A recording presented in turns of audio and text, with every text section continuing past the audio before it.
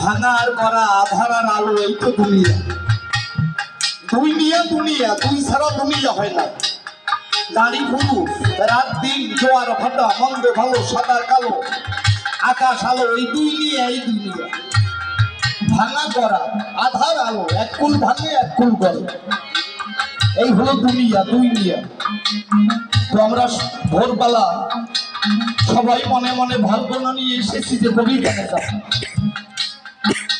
সবাইকে নিয়ে আসতে পারি নাই, কেউ এসেছি, কেউ আসতে পারে না।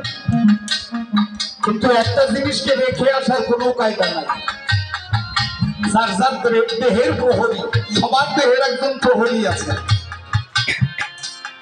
প্রত্যেকের দেহের প্রহরী হলো যার যার ছায়া। প্রত্যেকের একটা ছায়া আছে না, ছায়াকে বাঁধবেন আপনি রেখে আসতে পারেন।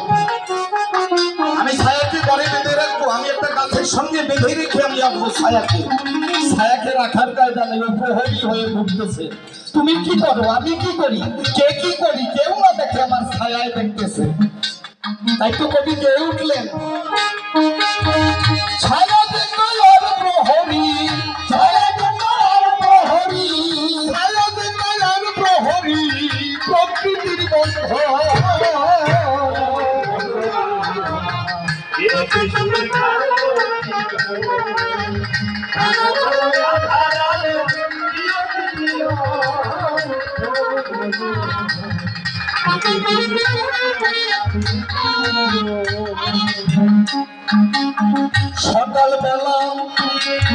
সকালবেলা ফুলের হাসি, কত সুগন্ধ ছড়ায়।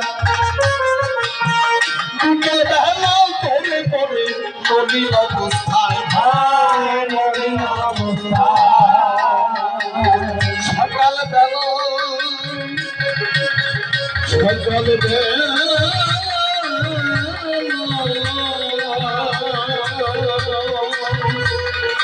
সকালবেলা ফুলের হাসি, কত সুগন্ধ ছড়ায়। বিকেলবেলা করে করে মলিন অবস্থায়,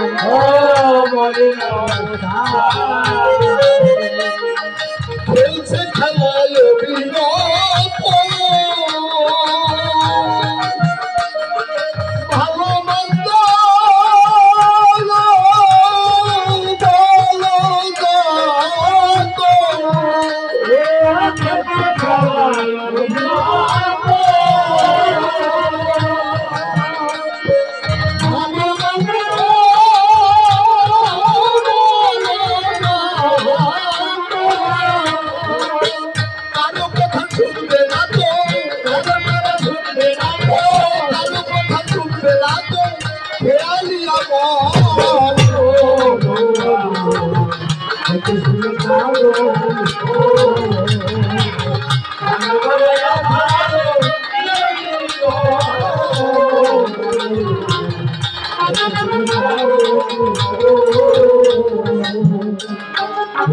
কত এলো কত গেল,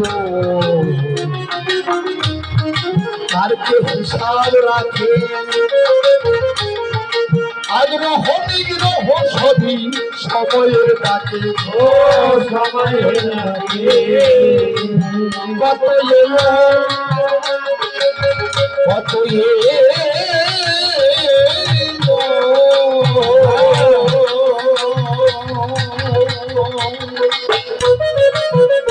আবার কত কেন হবে, তার কে হিসাব রাখে। আগ্রহ নিগ্রহ সবই সময়ের ডাকে কেউ কারো চির আপন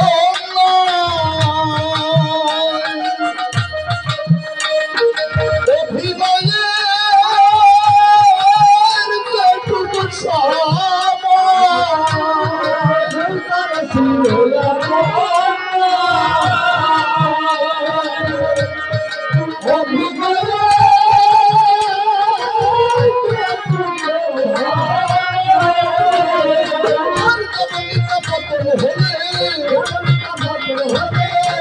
যেটুকু হলে হইবে তার মনে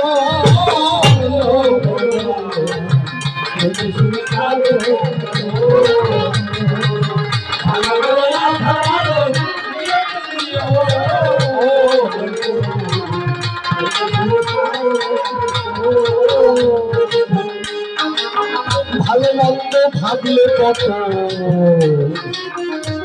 কিছু পাবার লালসা ভাবলে না সে চির আপন করবি কোথায় কত ভাবনা দেখেছেন আমার ভালো মন্দ কত ভাবনা ভোরবেলা ওঠার পরে কত চিন্তা থাকে অন্তরে যে আমি যাবো পিরোজপুরে, কেউ যাবো খুলনায়, ছেলেটার ধরে দেখা করবার জন্য, তাই কেউ যাবে মাঠে, কেউ যাবে হাটে, কত চিন্তা চেতনায় হাটে আর পথে। কিন্তু আমরা কি সেই তোমার চিন্তা যদি না করি? চির আপন তরফ যেজন চির আপন, এই যাদের জন্য এত চিন্তা চেতনা, এরা তো কেউ আমার আপন না। ছেলে মেয়ে, স্ত্রী পুত্র, সংসার, এসব আশার দুদিনের জন্য এই জগতে অভিনয়ের ভিতরে, অভিনয় ছাড়া কিছু না। কেউ আজকে মায়ের ভূমিকা অভিনয় করছে, মা কয়েকদিন পরে আর মা ডাকবে না, ঠাকুরমা হয়ে যাবে। এই ঠাকুরমা হয়ে যাওয়ার পরে কেউ ভাবে দিদি না, আস্তে আস্তে মা চলে যাবে কোথায়? বারান্দায়, ঘরের মধ্যে আর জায়গা হবে না। বারান্দা থেকে বুড়া হয়ে গেলে পরে এই যে বউগণ্ড যখন এসে যায়, আর ভালোবাসে না কেউ। যখন আমাকে দিয়ে আপনাকে দিয়ে কিছু পাবে না, ভালোবাসার হবে না। এই জন্য কবি বলেছে, এই জগতের ভালোবাসা কতক্ষণ? তোমার আমার কর্মক্ষমতা যতক্ষণ। কর্মক্ষমতা ভুলিয়ে গেলে আর কেউ কাউকে ভালোবাসে না। একজন ভালোবাসে সেজন চির আপন, দীনবন্ধু যেজন, সে সকলকে ভালোবাসে। তুমি ডাকলেও ভালোবাসে, না ডাকলেও ভালোবাসে। চির আপন, চির দরদ। ওই গন্ডে গিয়ে দাঁড়িয়ে মায়ের আর কোনো স্থান নাই, কেউ কথা শুনে না। ডেকে ডেকে বলে, বাবা এক গ্লাস জল দে, বলে যে পারবো না, কাজ আছে। কেউ তার কথা শুনে না। তখন দীনবন্ধুকে ডাক দিয়ে বলবো, ও দীনবন্ধু, তুমি আমাকে ভাবনাও, আমি আর এই জগতে থাকতে চাই না। হে দয়াল, হে বান্ধব, এবার তুমি আমাকে নিয়ে নাও, সবার আমি বোঝা হয়ে গেছি। বাস্তব সত্য এটাই জীবনে। যাদের জন্য বড় বড় টাকা খরচ করে পাকা বাড়ি দালান করলাম, তারাই আস্তে আস্তে দূর করে দিতেছে। কেউ কাউকে ভালোবাসে না, একদম নিঃস্বার্থে ভালোবাসে আমার দীনবন্ধু জীবন। তিনি ভালোবাসে সকলকে সমান ভাবে, সবার জন্য আলো দান করছে সমান, সবার জন্য বায়ু দান করছে, সবাই শ্বাস প্রশ্বাস নিচ্ছে। নদী ধরা যাও, সুন্দর গাছের ফল সবার জন্য সমান ভাবে দিচ্ছে, ভগবানের দান। এই জন্য বলছে, তিনি চির আপন, চির দরদি। তাকে যদি ভালো না বেসে মায়ার জগতে এসে মায়াময় জন্ম দিতে, এই মোহমায়ার করে যাদের ভালোবেসে শেষ হয়ে যাচ্ছে, কেউ আমার আপন। তাই তো কবি গেয়ে উঠলেন, ওরে ভালো মন্দ ভাবলে যত কিছু পাবার লালসা, ভাবলে না সে চির আপন দরদি কোথায়। অমূল্য কয় কানে পেলে মোদের সকল পাওয়া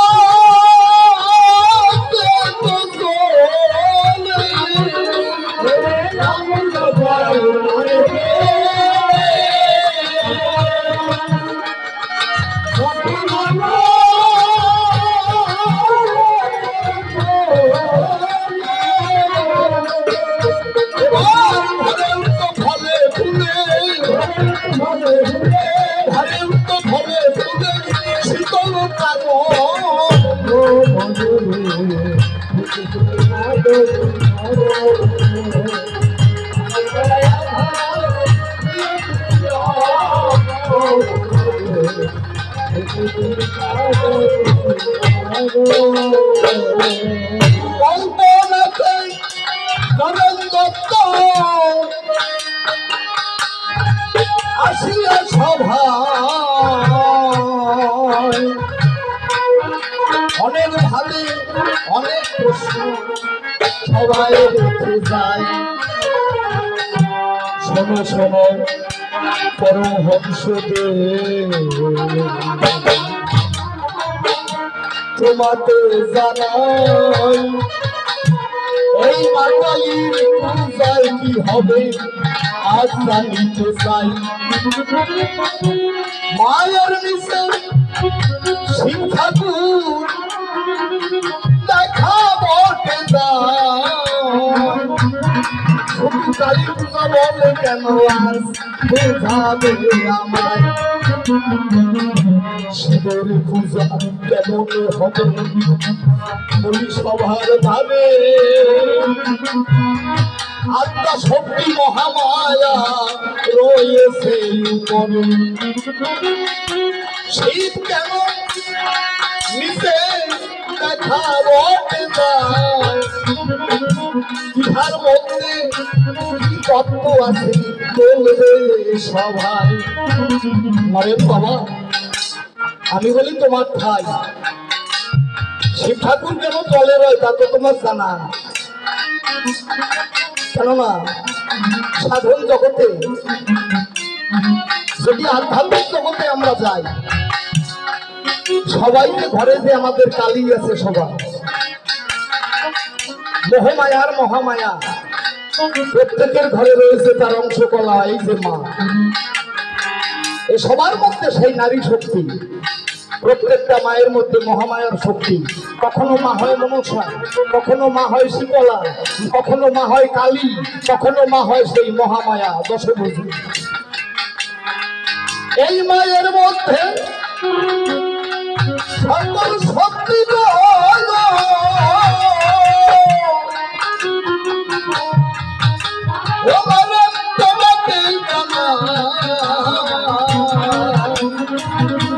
সাধনায় যদি নিচে না থাকে বাবার কায়দা নাই। সাধন জগতে তুমি নিচে থাকবা বাঁচিয়ে রবা, উকুল হয়েছে তুমি মারা যাবে। প্রত্যেক ঘরের যে মা কালী রয়েছে, ওই কালীর কাছে যদি বলি না হও, শিব ঠাকুরের মতো নিচে থাকো ভাই না, শিবের মতো নিচে থাকবা বাইসে রবা। যখনই হবে ঠান্ডা দিয়ে বলি বলি দিয়ে দেবে। হ্যাঁ, হারি কাষ্ট রচনা করে, হারি কাষ্ট তৈরি করে, মাথা তখন নিজে নিজে স্বেচ্ছায় বলি হয়। এজন্য বৈষ্ণবরা মনে করে ভাবো না আমরা আর ওই জগতে কামনার জগতে বলি হব না। সমস্ত কাম কামনা ছেড়ে দিয়া গুরুর কৃপা নিয়া তারা হারিকাটেখানে আঁকিয়া, হারিকাটেখানে আঁকিয়া কামনার জগৎ থাকিয়া একমাত্র সিদ্ধির জগতে যখন পৌঁছে যায়, আমি বলি সবাই পরে দ্বিদল মধ্যে হইতে দ্বিদলে উঠাইয়া একমাত্র হারিকাঠের মধ্যে জ্ঞানের রশি দিয়া ওখানে নিজেকে অঞ্জলি দেয়। জ্ঞানের দ্বারা বলি হয়, তারা কামনার জগতে নিচে বলি হয়। এই জন্য আমি তোমায় বাবা তুমি যে মানা সাধনার জগতে নিচে থাকবা অসুবিধা হবে না। সেই ঠাকুর কেন মায়ের তলে পায়ের নিচে গলা গড়ি যায়, এর নিদর্শন অনেক আছে আমি বলবো এ সভায়। শুধু এই একটা কারণের জন্য, কেননা ভগবানের বহু কর্ম এক কর্মের মধ্যে সে এগুলো শেষ করে যায়। বিবিধ কর্ম সারা জগতের কাজ, বারে বারে তো আসে না, একবার আসলে পরে বহু কাজ নিয়ে আসে। একটা জায়গায় যখন একজন প্রাইম মিনিস্টার যায় একটা কাজের জন্য না, বহু কর্ম নিয়ে ওখানে যায়। আমি করি বলবো না, শিব ঠাকুরের যে জগতের পরে আসা যাওয়া কেন আসে, কেন যায়? এই শিব ঠাকুর একবার মা মহামায়াকে বাঁচিয়েছিল। কেমন? শম্ভুনি শম্ভুর যখন যুদ্ধ হয়, দেবতা এবং অসুররা যুদ্ধ হয়, দেবাসুরের যুদ্ধের মধ্যে অসুররা এমন ভাবে দেবতাদের মারতেছে, দেবতারা এবার দেখতে পায় যে আমাদের আর বাঁচার কায়দা নেই। দেবতারা এবার মহামায়ার সাধনা করলো, দশভুজা মহামায়া শক্তির আরাধনা করলো। দেবতারা সব দেবতাদের শক্তি সহযোগে এবার শক্তি নেমে আসলো, মহাশক্তি দুর্গা নেমে আসলো। ডেকে ডেকে বললো, কি ব্যাপার, আমাকে কেন ডাকলে তোমরা? ডেকে বললো, ও মা, ওমা তোমাকে জানাই অসুরের কাছে আমরা মারা বহতে যাই। তুমি এবার আত্মশক্তি মহামায়া যাবে, তোমার শক্তিতে অসুরদের নিধন করতে হবে। ডাক দিয়ে বলছে, তুমি এবার যুদ্ধ করো, আমরা পারবো না। মহামায়াকে এইভাবে বলার পরে মা রাজি হলো যে আমি যুদ্ধে যাব। সব দেবতারা শক্তিকে শক্তি দান করলো, এজন্য মহামায়ার নাম হলো মহাশক্তি। এক একজনে এক একটা অস্ত্র মাকে দান করলো। কেউ দিল কুঠার, কেউ দিল গদা, কেউ দিল মানে চক্র, একটা একটা দান করতেছে। দশভুজা 10 হাতে 10টা অস্ত্র নিয়ে দাঁড়িয়ে আছে। শম্ভুনি শম্ভুর সামনে যুদ্ধ করতে যাবে, এক এক করে ওদের দিকে রোশানালে তাকায়। মা মহামায়ার হিয়ায় মানে এত কষ্ট লাগতেছে তার পাশে রাগের চোখে ত্রিনয়নী মা দুর্গা লড়ার নয়ন থেকে চতুর্ভুজা কালীর সৃষ্টি হলো। প্রজ্বলিত একটা রশ্মির মতো বেরিয়ে গেল ওই ললার নয়ন থেকে। এই চতুর্ভুজা কালী যখন সৃষ্টি হয়, দুর্গা চলে গেল ছায়া, আর আমি দুর্গা চলে যায়, চতুর্ভুজা কালী যুদ্ধ শুরু করে দেয়। মা কালী এইবার অসুর মারে, যত কাটে তত মারতেছে। বাবা যত অসুর কাটে ওরা তত মারতেছে, রক্ত নিজে মারতেছে। এক এক ফোঁটা রক্ত পরে ওটি একটা একটা অসুর জন্ম হয়। মা মহামায়া কালী দেখতে পায় যে এত মারি ও তো মেরে ফুল পাচ্ছে, রক্তাক্ত অবস্থায় প্রায় ভেসে যায় মা কালী। মা কালী দেখতে পায় যে যত মারি তত মারে কোথায়, এক ফোঁটা রক্ত আর মাটিতে মরতে দেওয়া যাবে না। সঙ্গে সঙ্গে ডাকিনী যোগিনীকে মা কালী আহ্বান করলো। কোথায় ডাকিনী যোগিনী? ওই যে মায়ের পাশে দুইজন বানায় না, ওরা হলো ডাকিনী এক বোন, যোগিনী আর এক বোন।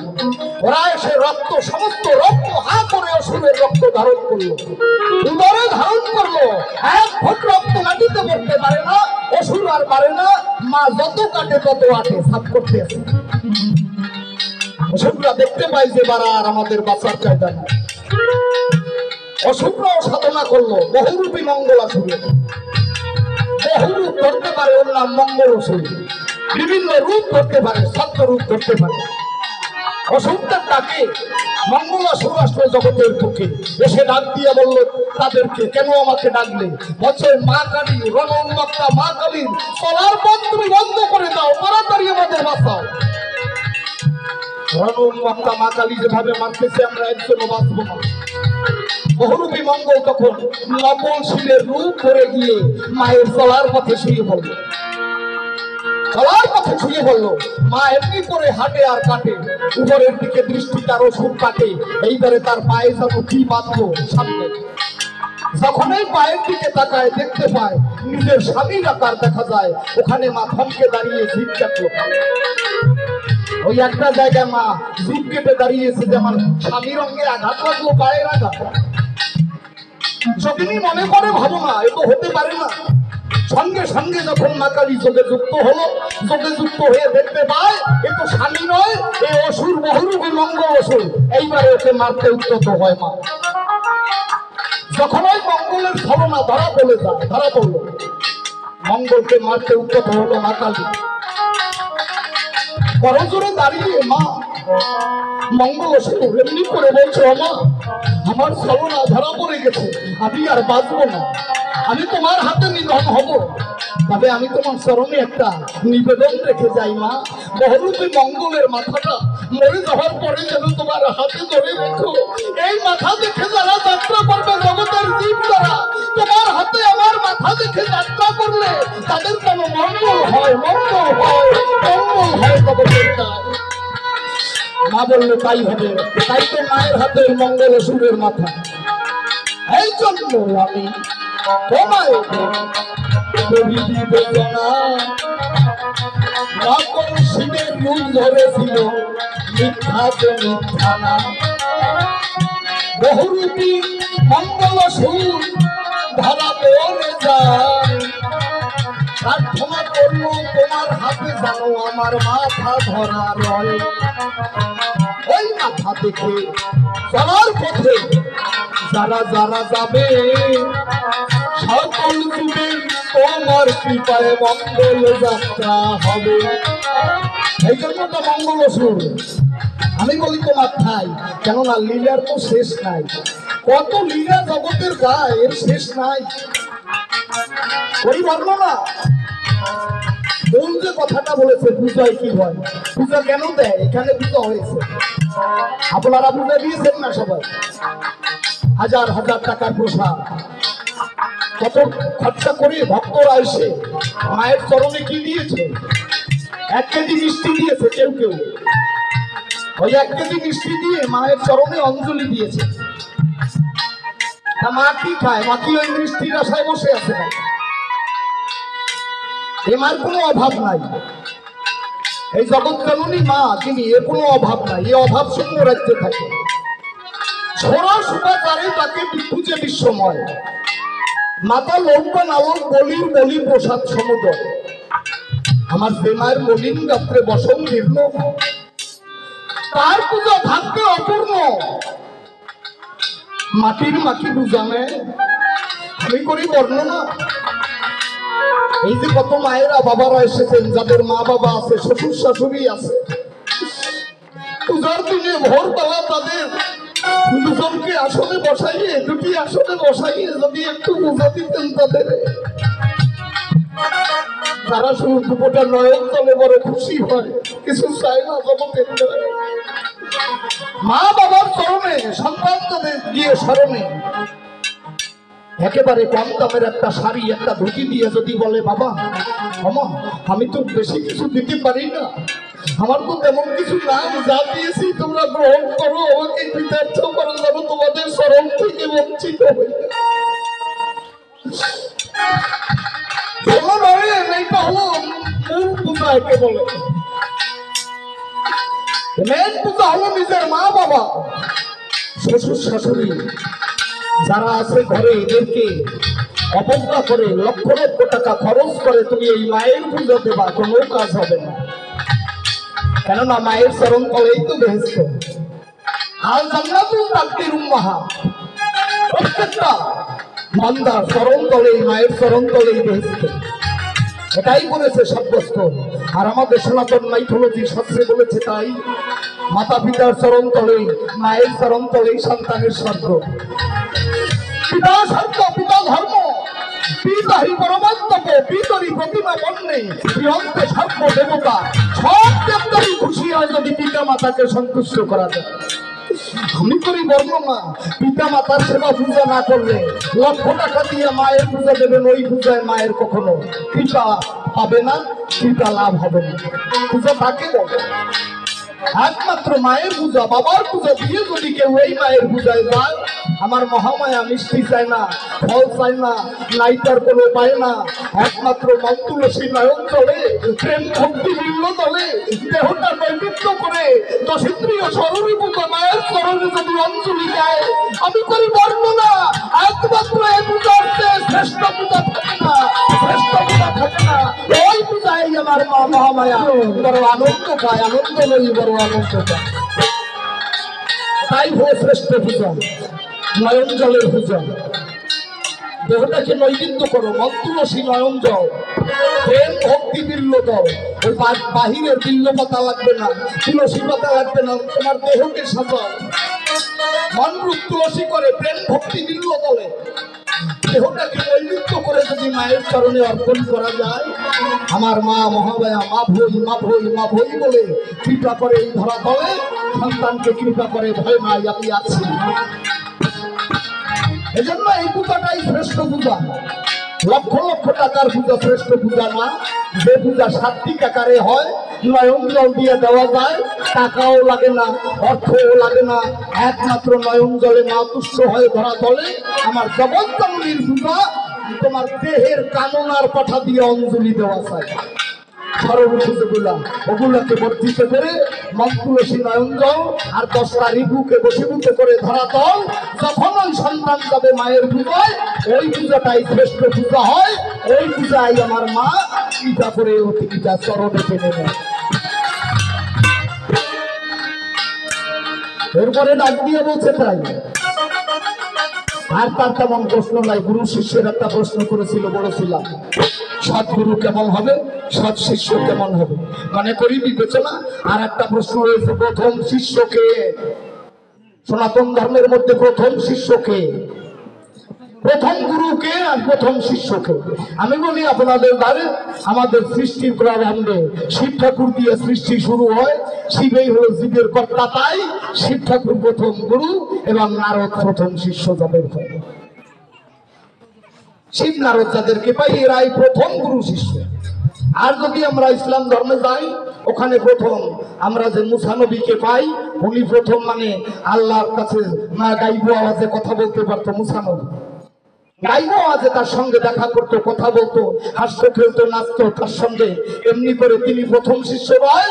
আর প্রথম মানুষ যাকে সৃষ্টি করলো আদম, যার নাম পাওয়া যায়, এই আদম প্রথম আদি পিতা, উনি প্রথম গুরু এবং মুসা নবীর প্রথম শিষ্যতা। আমি বলি সবার ভাগ। আর তোমার আরো একটা প্রশ্ন রয়, আল্লাহর নামের মানে দিনের নবী কোন জায়গায় হেলান দিয়ে বলছিল, ওটা কথা নিও, তুমি আসিয়া সুন্দর করে বলেছে। আমি মনে করি বিবেচনা আমার আর কোনো কথায় প্রয়োজন হয় না, মনে মনে ভাবি তাই। আর একটা ছোট্ট দুয়াগে আমার মতো প্রথমবারে যাই, দেখি কি করে। আমার এই তো মানে বলা যায় না কোন কোন পর্যন্ত যাবে।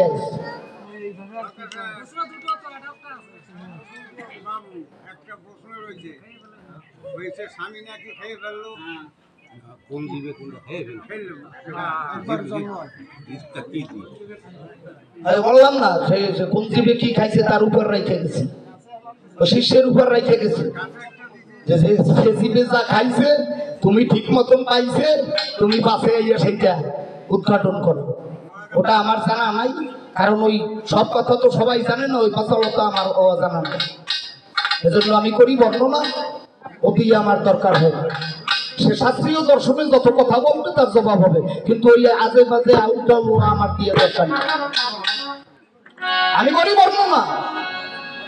ও আমি বড় বংশদের একেবারে লেখাপড়া তো না, সে তো বিএ পাস, তৎকালীন সময় বোঝেন না, বিএ পাস, টাস ওই মোবাইল বসে বিএ পাস মানুষ। আর আমি একেবারে নিরক্ষর মানুষ, পরম অংশ, বেদের জ্ঞান করেছি ধ্বংস, মাটি ছাড়া আমার কিছু নাই। ওই মাই আমার কাছে মাটি, ওইটাই মাটি, ওইটাই মাই আমার খাটি।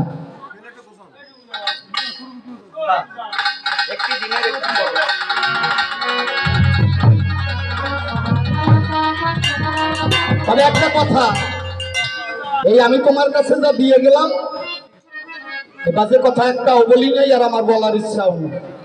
কেননা এটা নববৃন্দাবন, এখানে ওই বাজে কথা দিয়ে সময় কাটানো আমার দ্বারা সম্ভব হবে। তবে তুমি কথা নেবা, এখান থেকে যা নিয়ে আসবা তা যেন সেবার যোগ্য হয়। কি বলেন বাবু, কি বলেন? হ্যাঁ তাই তো, তা যেন মানে মাপের বাইরে যায় না, আজে বাজে যেন মাপের বাইরে যায় না, মা গণ্ডির ভিতরে থাকে। বলে বলি সবার ভাগ্যে। এক ভদ্রলোক মনে করে, ভাবো না যে জীবনে তো একটু আগে বললাম না যে কিছু এই জগৎ থেকে নেওয়ার কায়দা নাই, ভাঙা গড়া আধার আলো। তো জমিদার মনে মনে ভাবলো তাই কিছু নেওয়ার কায়দা নেই, আমি একটা ফল বাগান করে গেছি। একটা ফল বাগান করলো, সুন্দর একটা বাগান। আঙ্গুল, আপেল, কমলা, বেদানা, নেশপাতি ইত্যাদি বিভিন্ন ফল, কাঁঠাল, পেয়ারা সমস্ত কিছু লাগানোর পরে ওই ফলের বাগান দিয়া সুন্দর সুন্দর ফল তুলিয়া তুলিয়া 3টা চোর মানে রাত্রে চুরি করে নেয়। এখন এই ফলের বাগান দিনে দিনে শ্রী মানে নষ্ট হয়ে যায়, সৌন্দর্যতা নষ্ট হয়। জমিদার মনে ভাবে তাই এত সুন্দর বাগান কেন, এই সুন্দর বাগানের ধীরে ধীরে হচ্ছে মেলান, কারণটা কি, মেলান হয় কেন? এইবার কয়েক জায়গা পাহারা লাগাইয়া দেয়, 7 দিন পরে 3টাকে ধরছে একেবারে পিঠ মোড়া দিয়ে কষাইয়া। 7 দিন ঘুমাইতে পারে নাই ওরা, কয়েকজন পাহারা দিয়া 3 চোর ধরছে। ধৈর্য নিয়ে ওই জমিদারের কাছে জিজ্ঞাসা করছে যে বাবু এই 3 জন ধরেছি, এইবারে করতে হবে এদের কাবু, কি করবেন বিচার করা চাই। আচ্ছা তোরা চুরি করো কেন? চেহারা আবাও, ওই টাচফোন আছে কয়েকটার পকেটে, ডাক দিয়ে বলছে অপঘটে যে বাবু সত্য বলবো না মিথ্যা বলবো? তাহলে সত্য কথা বল, সত্য বললে মানে অল্পে অল্পে ক্ষমা পাবো। তাহলে আমাদের ওই টাচফোনের পয়সা তো পাই না, আমরা তো কাজকর্ম করি না, এমবি কেনা লাগে, ফেসবুকে ঢোকা লাগে, এই জন্য আপনার বাগানের ফল চুরি করে ওই মানে আমরা ওই মোবাইল, পকেট মোবাইল চালাই আর চাটা খাওয়ার জন্য ওই শেষ হয়ে যায়। একেবারে সত্য কথা বলছে। এখন বিচার তো হালকা হয়ে গেছে, সত্য কথা বলছে। বলছে না 3 জন 3 দিকে যাবা বাগানের, কেউ লোকে যেন কেউ সাথে দেখা হবে না, একটা একটা ফল একজনে নিয়ে আসবা, যদি আমার পছন্দ হয় সে ছাড়া পাইয়ে যাবে, আর পছন্দ না হলে ওই ফল তার মার্গশীর্ষ মজায়েতে, মার্গশীর্ষে মানে পিছনে দেবে। এখন ওই 3 জনের মধ্যে যেটা বেশি শয়তান, ও একবারে আঙ্গুল ফল গাছের কাছে গেছে। ও চিন্তা করছে পাশে যে আঙ্গুল ফল নিয়ে যাবো, পছন্দ না হলে ও চলে যাবে, ওতে কোনো অসুবিধা নাই। আঙ্গুল ফল তো একটু মানে ভিতর জল, আর তো কিছু নেই, অবিকল টলো টলো করে একটু ভিতর জল, ও যা হবে হবে, না হবে না হবে, পাছাই দিলে ও সমস্যা নাই। গিয়ে বলছে জমিদার বাবু এই গ্রহণ করবো। দেখে যে বিরাট এক আঙ্গুল ফল, বাংলাদেশের ফলের চেহারা ডক ভালো, কিন্তু মুখে দেওয়া যায় না, এত বড় টক, মানে যে খায় সেই খায় টক, টক ভালো কিন্তু টকের চলে মুখে দেওয়া যায় না। বলছে হারাম দাদা, জানো না যে দেখায় ভালো কিন্তু মুখে দেওয়ার কায়দা নাই, এই ওর পাছায় তাহলে আঙ্গুল আই এম রেডি। দেখে হ্যাঁ 2 জনে ধরছে মাথা নোয়াইয়া, আর একজনে পাছাই নিয়া দেওয়া মাত্র কাশ করিয়া উপরে চলে গেছে। তেলতেই আঙ্গুল ফলতো চলে গেছে, অভিজ্ঞ পরেরটা আসতেছে মাজলা পেয়ারা নিয়ে, দাসা কাঁচা পেয়ারা তেলতেই। এখানে না, বাংলাদেশের সব জায়গায় হিন্দু কিংবা মিয়ারা যে তেলতেইয়া পেয়ারা স্বরূপ পেটে, ওই চেহারার পেয়ারা আনার পরে জমিদারকে লক্ষ্য করে বলছে বাবু গ্রহণ করুন। ফলে হারাম জাতি, 4-5টা দাঁত নাই, আমি বুড়া মানুষ দেখতে পাও না, একটা পেয়ারা দাসা কাঁচা পেয়ারা নিয়ে হয়েছো, আমাকে আরো কটাক্ষ করিস নাকি? এখন তো এইবারে ব্যথা শুরু হয়েছে, 2 জনে মাথা ধরছে, আর একজনে বড় এক হাতুন নিয়ে আইছে, গাছের বাটের হাতুন, লম্বা ডাট, বিরাট এক আসারি দেওয়া, ওই দিয়ে মানে জয়েন্টের সাথে পয়েন্টে মিলাইয়া এখন কাশ কাশ করতে মানে টাকা আরম্ভ হয়েছে। এখন পাছায় পেয়ারা যাইতেছে, খেলতে গিয়ে পেয়ারা তো ধীরে ধীরে বেসারা ভিতরে যায়, কিন্তু চেহারার অবস্থা বিকৃত প্রায়, মানে ছল করতেছে, ঘাম করতেছে, ব্যথার চাওয়ায় যায় ভিতরে, কিন্তু ব্যথায় সহ্য হয় না, এর মধ্যে হা হা হা হা করে হেসে দিয়েছে। এই বলছে 1 টাকা দিবি না, তুই হাসলি কেন? তোর যে অবস্থা দেখতে পাই যে মানে ঘামাইয়া একেবারে বিভৎস অবস্থা, তুই হাসলি কেন? এরপরে বলে জমিদার বাবু যে কায়দায় হোক প্রায় যায় চলে যাবে, আর যে ওই বড় যাইতেছে বিরাট পশ্চিমা কাটাল নিয়ে, ওই যদি পছন্দ না হয় যাবে কোন কায়দায়, এটা যে কায়দায় যায় যাবে, কিন্তু ওই পশ্চিমা কাটাও কোন কায়দায় কি হবে, তাই বড়দের জন্য হাইসা দিছি। তাহলে অসুবিধা নাই, আমি বলি তোমার ভাই মাপের মধ্যে যেন থাকে, কাটাল মাটাল নিয়ে আইসো না, মাপ মতো নিয়ে আইসো, মনে করি বিবেচনা জানিয়ে আসবা, তা জানো মাপের বাইরে যায় না, কিছু কিছু মানে টানাটানির মধ্যে গেলেও যেন তা যায়, মাপের বাইরে যেন যায় না। হ্যাঁ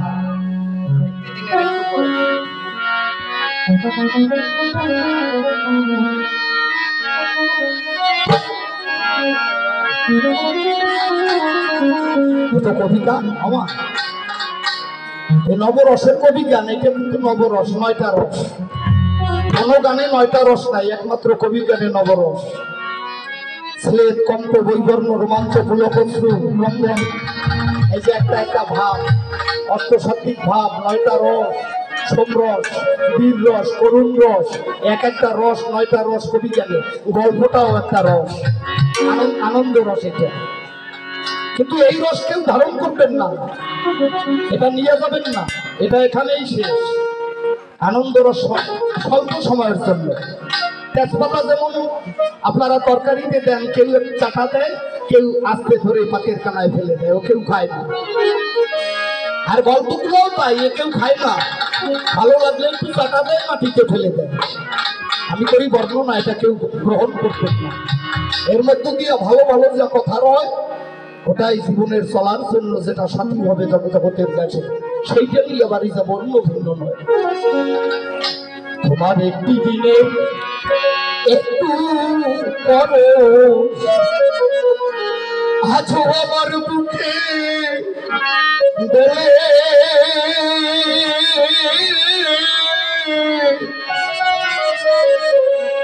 ও অতীতের সেই দিন গেছে হায়, দূরে চলে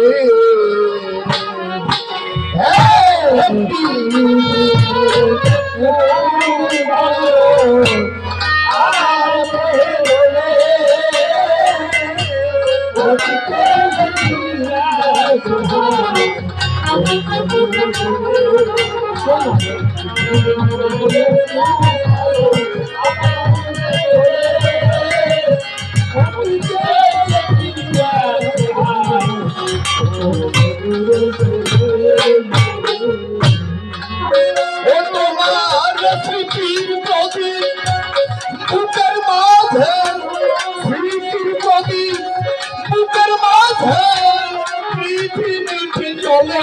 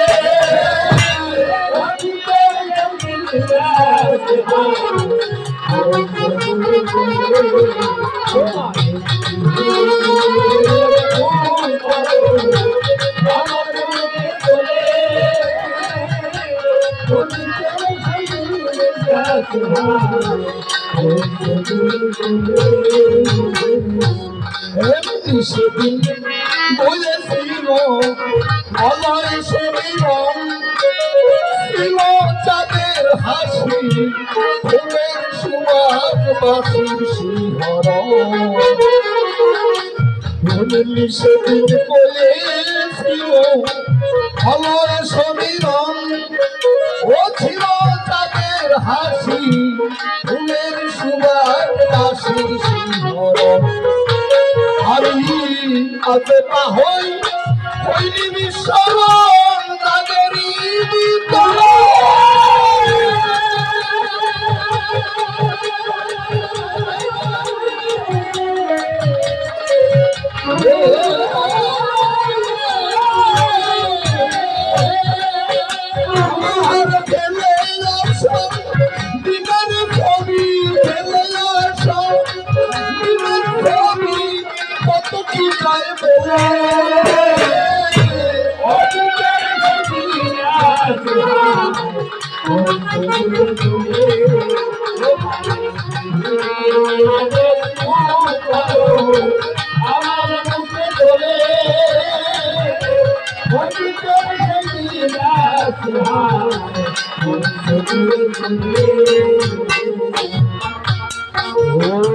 আমার ব্যথার সূর্য রানো জল ঝরানো আঁকি, অমর প্রিয় কাহা বলে ডাকে জোর ভাঙায় পাখি।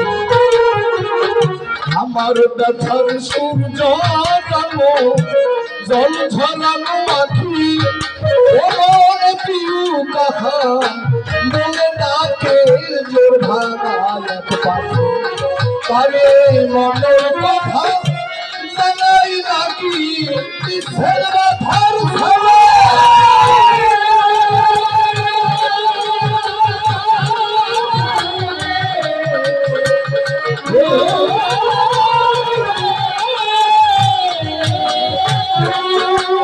আমার পুরানো সেই দিনের স্মৃতি পুরানো সেই দিনের স্মৃতি কত বিজয় বলে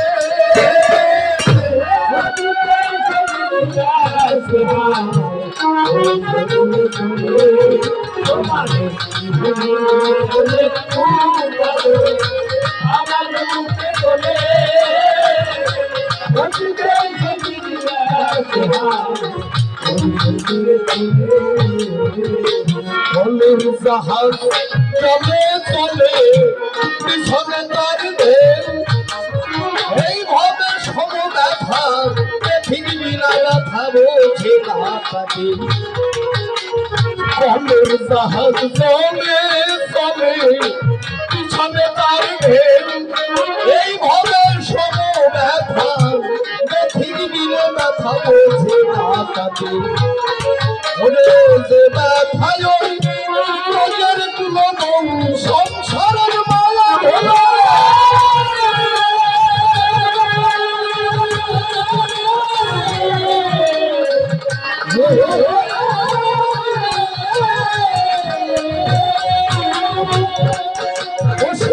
কৃষ্ণ হারা জানতো মরা কৃষ্ণ হারা জানতো মরা ঘুরেছে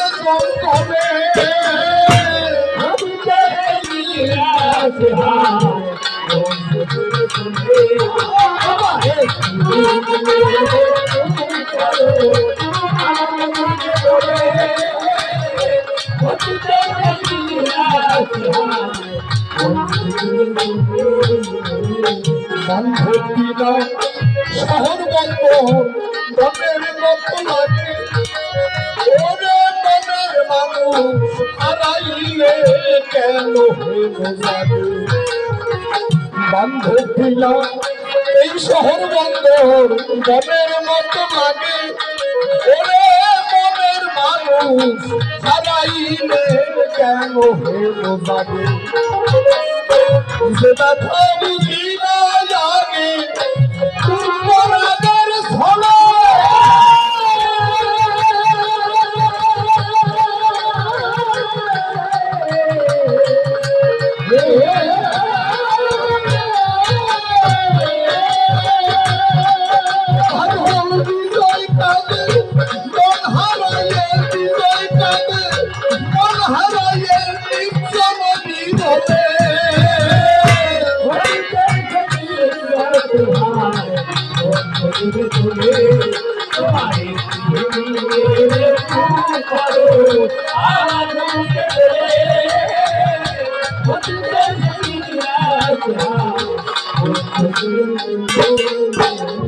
শোনো শোনো নরেন তত্ত্ব তোমাকে জানাই আর একটা প্রশ্নের জবাব বাকি রেখে যাই তুমি এসে সভা করে আমার কথা লবে দিয়ে পরমহংসকে গুরু করিয়ে এবে তোমার গুরু পরমহংস তুমি পরিবর্তে হলো তাহার মধ্যে বিবাদ দেখে তোমার মাথা নত হলো তাই তো বলি তুমি আমার কথা বটল ইসলাম ধর্মের কথা এবার তুমি এসে কও বিয়ের নবী তাহার কথা আমরা বলে যাই কত কথা রয়েছে তাহার এই না দুনিয়া আজকে আমি তোমার কাছে করি যে বর্ণনা একটা প্রশ্ন জবাব দেবে তুমি আমার বাবা কিনা গুরু শিষ্য এই জগতে অভেদ বটে রয়, ভেদে অভেদ অভেদে ভেদ তাদের হিয়ায় তাই। এই জন্য আমি মনে মনে করি বিবেচনা, আর তোমায় বেশি কথা বলে যাব না। প্রথমবারে তাহার কথা ধরে জবাব করলাম না, এরপরে আর দেখিনি নরেন দত্ত বেগম। এই দিকে ওই দিকে যত আমার মাতৃভক্ত রয়, সবার চরণে সন্তান জ্ঞানে প্রণাম দিলাম তাই। এদিকে যত পিতৃবর্গ বসা সরে যারা, অধীনের কৃপা করে যাবেন, আশীর্বাদ দিবেন তারা। আর যত আল্লাহর বান্দা দেখিবারে পাই, জোর কলমে আমি আপনাদের সালাম রেখে যাই। জোর কলমে সালাম দিয়ে আমি আশীর্বাদ চাই, সালাম নিয়ে কালাম করে আপনারা দোয়া রাখবেন তাই। প্রথমবারে আর বেশি বলবো না, এইখানে ছেড়ে দিয়ে যাব আমার কাব্য আলোচনা। বেশি কথায় নাই তো প্রয়োজন, এইখানে প্রথমবারে করি সমাপন। দোষে কত কথা বললাম অনুক্ষম, বস্তুকে বাদ দিয়া করিলেন গ্রহণ। এর মধ্যে গুণ যাহা যাহা বটে রয়, তাই নিয়ে যাব মোরা অন্য ভিন্ন নয়। হাত হতে লাঠি যেমন ধরাই করে যায়, তাই তো এই জগতে দণ্ডগত কয়। দণ্ডের মতো আমি হতে পারি কই, দণ্ডের মতো আমি করতে পারি কই। কথাগুলো কত করে উঠিও না মরে থাকি, দণ্ডগত করে আমি রসনাতে ডাকি। রসনাতে রসরাজ পাঁচালি যোগাও, অধীনের দণ্ডবধ তুমি এবার লও।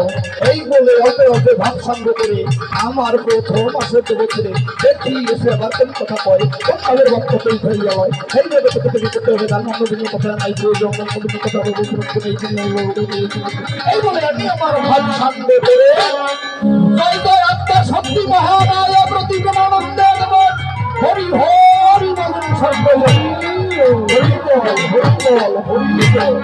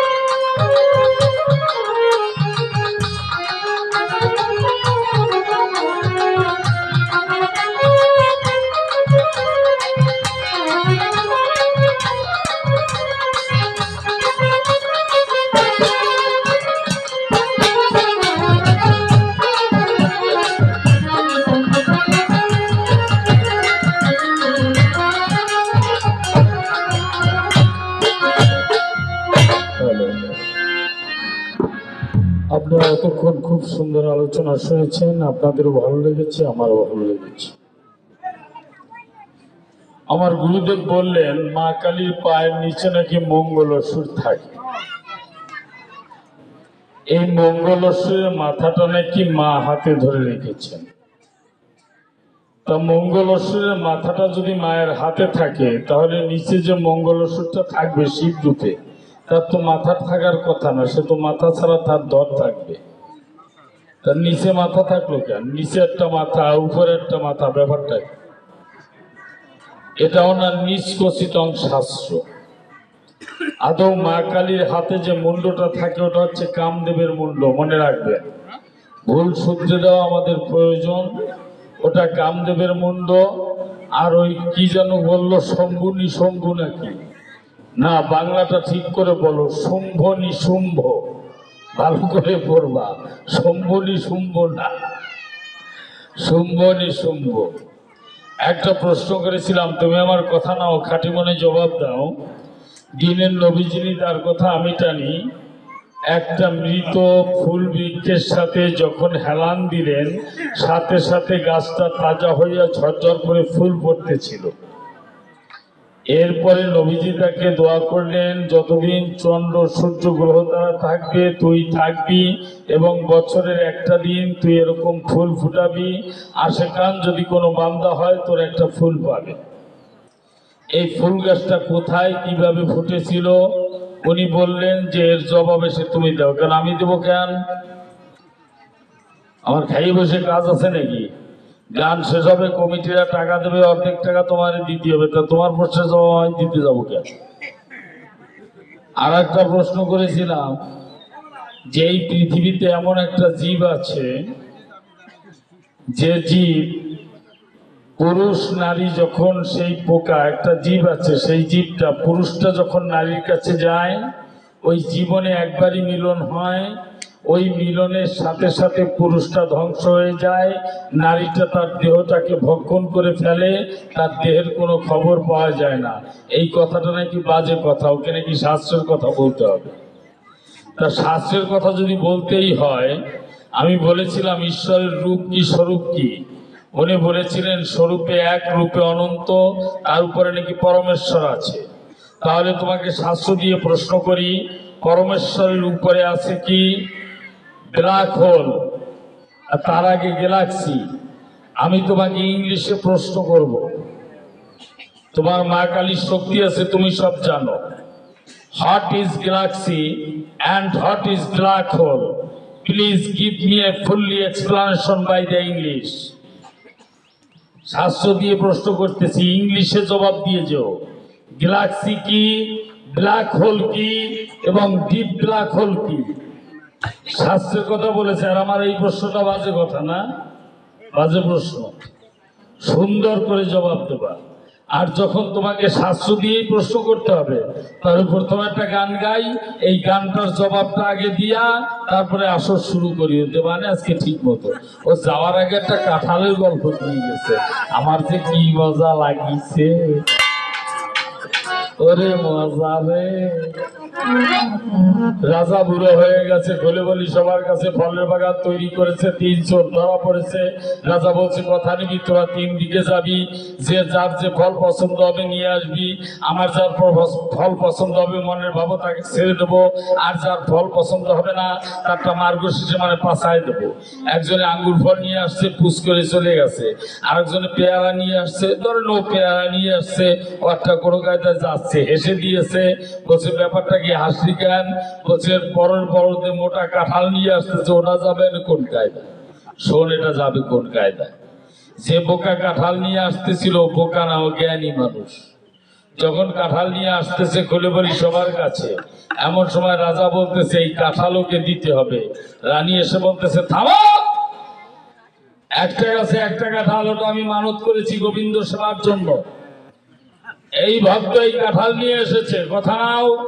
এই ভক্তরে ভালো করে কাঁঠাল যে কয়দিন না পাকবে, ভালো করে সেবা আদি দিয়ে সুস্থ করে তাকে আতিথ্য বরণ করে সুন্দর করে সেবা করাও। এই কাঁঠাল যেদিন পাকবে সেদিন বৈষ্ণব সেবা হবে। সেই বৈষ্ণব সেবায় যে ভক্ত কাঁঠাল নিয়ে আসছে, এ ভক্ত তো প্রসাদ পাবেই পাবে, সাথে যারা শুনছে সব ভক্তরা 2-1 কোষ করে প্রসাদ পাবে, আর ওই 2 হারামজাদা বাদ যাবে। কি কাঁঠালের এক ব্যবস্থা হয়েছে না? তাহলে এটা গান গাই, তোমার শাস্ত্র দিয়ে ধরতে হবে, এই গানটার জবাব দিয়ে দিবা। আমা যে মায়েদের ছেলে মেয়ে হয় না তাদেরকে কি বলা হয়? বন্ধা নারী, কেউ কয় বাঁচা নারী, কেউ কয় বান্ধা নারী, তাই না? তবে একটা গান গাই, এই গানটার জবাব যেন দিয়ে যায়, খবরদার ওই শাস্ত্র দিয়ে প্রশ্ন করা লাগবে। ছেলে মরে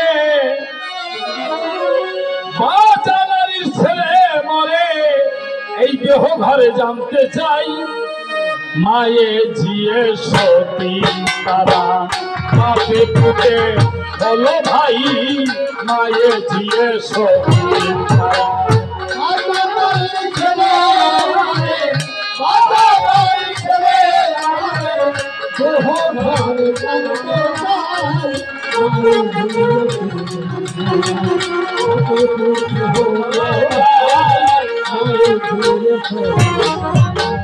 আমাদের দেহের মধ্যে একটা নারী আছে বাজা নারী তার একটা ছেলে আছে তার নাম কি সেই ছেলেটা মারা যায় মায়ের জিয়ে সতীন তারা এই দেহের মধ্যে মা আর মেয়ে তারা দুজন একজনের ঘর করে তারা সতী তাদের নাম কি বাপের পুতে হলো ভাই এই দেহের ভেতরে বাপ আর ছেলে আছে তারা ভাই ভাই এই বাপেরই বা নাম কি ছেলেরই বা নাম কি এরা দুই ভাই কেমন করে আমি বাহিরের কথা বলবো না দেহ দিয়ে সুন্দর করে বলবো তুমি অনেক ভালো আলোচনা করেছো আমারও ভালো লেগেছে তাই আর একটু নামটা টাইট দিয়ে দেখি আরো কিছু পাই কিনা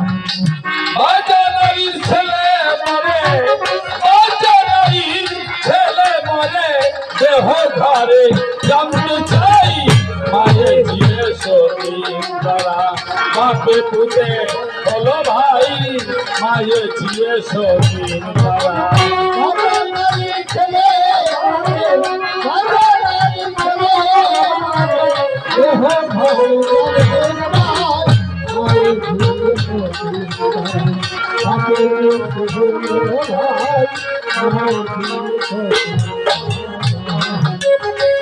ও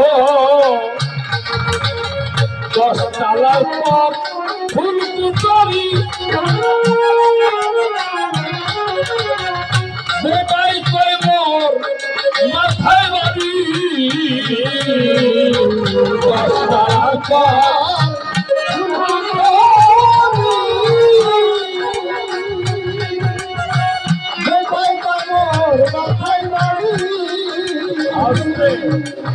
আমাদের প্রত্যেকটা নারী পুরুষের দেহেতে 10টা তালা রয়েছে এই 10টা তালার নাম কি এর উপর একটা ফুলকুটরি আছে এই ফুলকুটরিটা কি এর মধ্যে একটা বোবা আছে সেই বোবার মাথায় আঘাত লাগে সেই বোবাটাকে তার নাম কি তার মাথায় বাড়ি কেন লাগতেছে বোবা কথা বলতেছে বোবাই কথা কয় যে আমার মাথায় বাড়ি লাগতেছে তাই বলছে 10 তলার পর ফুলকুটরি ওরে বোবাই কয় মোর মাথায় বাড়ি 10 তলার পর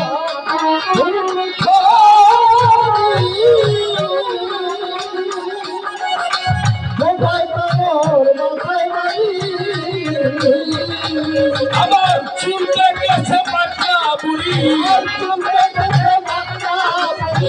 চুলতে গেছে পাটনা বুড়ি বলে লাগলে ফেলান আমি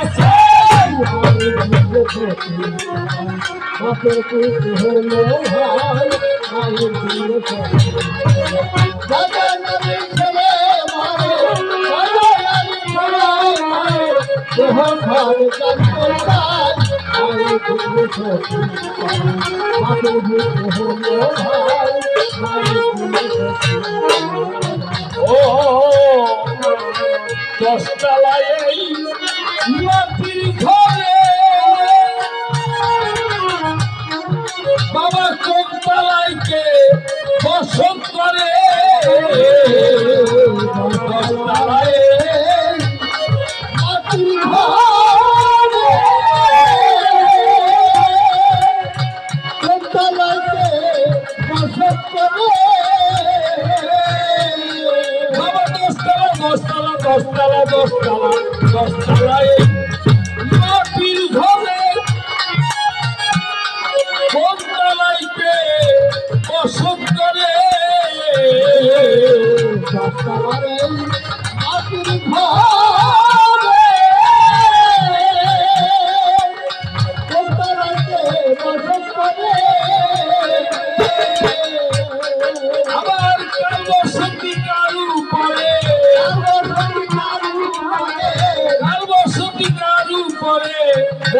থাকতে জেনে যায়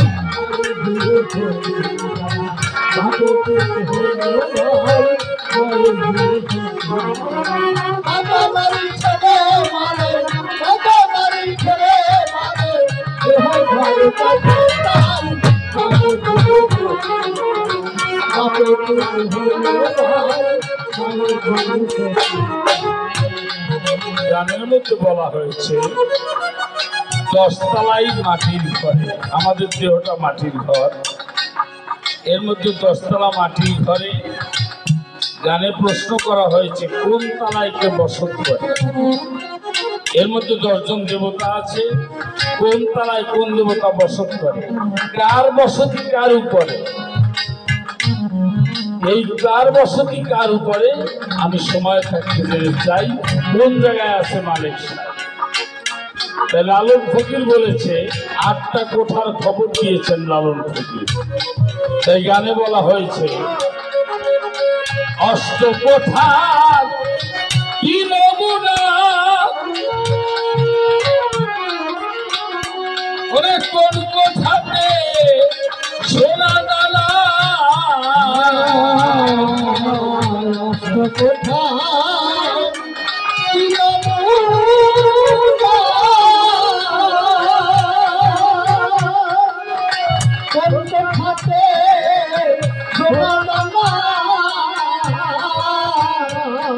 আবার কোন কোঠাতে হীরা পান্না, কোন কোঠাতে হীরা পান্না, কোন কোঠাতে হীরা পান্না, কোন কোঠাতে মালিক সাহেব।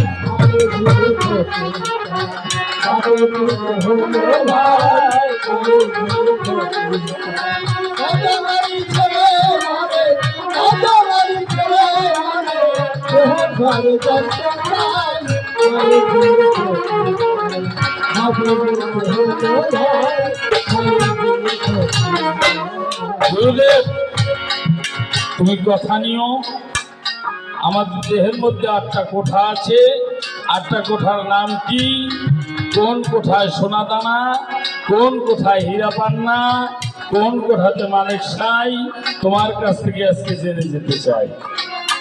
এই সাথে একটা নিমন্ত্রণ দেব, আমার মায়েরা বাবারা যারাই এখানে আছেন, বোনেরা সবাই, আপনাদের জন্য প্রসাদের ব্যবস্থা আছে। আপনারা কেউ প্রসাদ না নিয়ে যাবেন না, গানের শেষে প্রসাদ দেওয়া হবে, আপনারা সবাই প্রসাদ নিয়ে যাবেন, প্রসাদ থেকে কেউ বঞ্চিত হবেন না। তাই মাতাল রাজ্জাকে কয় আবুলে রে, ওরে মারা ঘোড়ায় মাঝি মারে, রাজ্জাকে কয় আবুলে মারা ঘোড়ায় মাঝি মারে, আবার জানলে গালি বলি তালে, জানলে গালি বলি তালে, জানলে গালি বলি তালে, তার সাথে তুলনা নাই।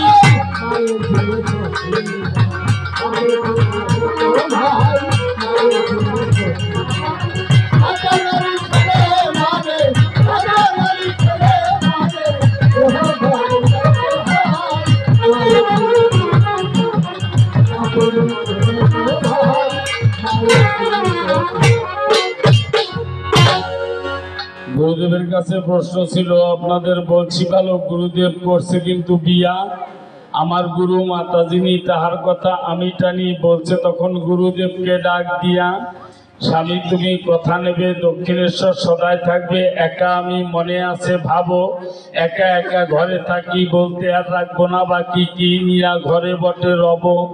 এই কথা বলার পরে খুলে বলি সবার দ্বারে দয়া করে স্বামী তুমি আমার কথা নাও, তুমি আমার কথা নেবে, গর্বে একটা সন্তান দেবে, তুমি একটা সন্তান দিয়ে যাও।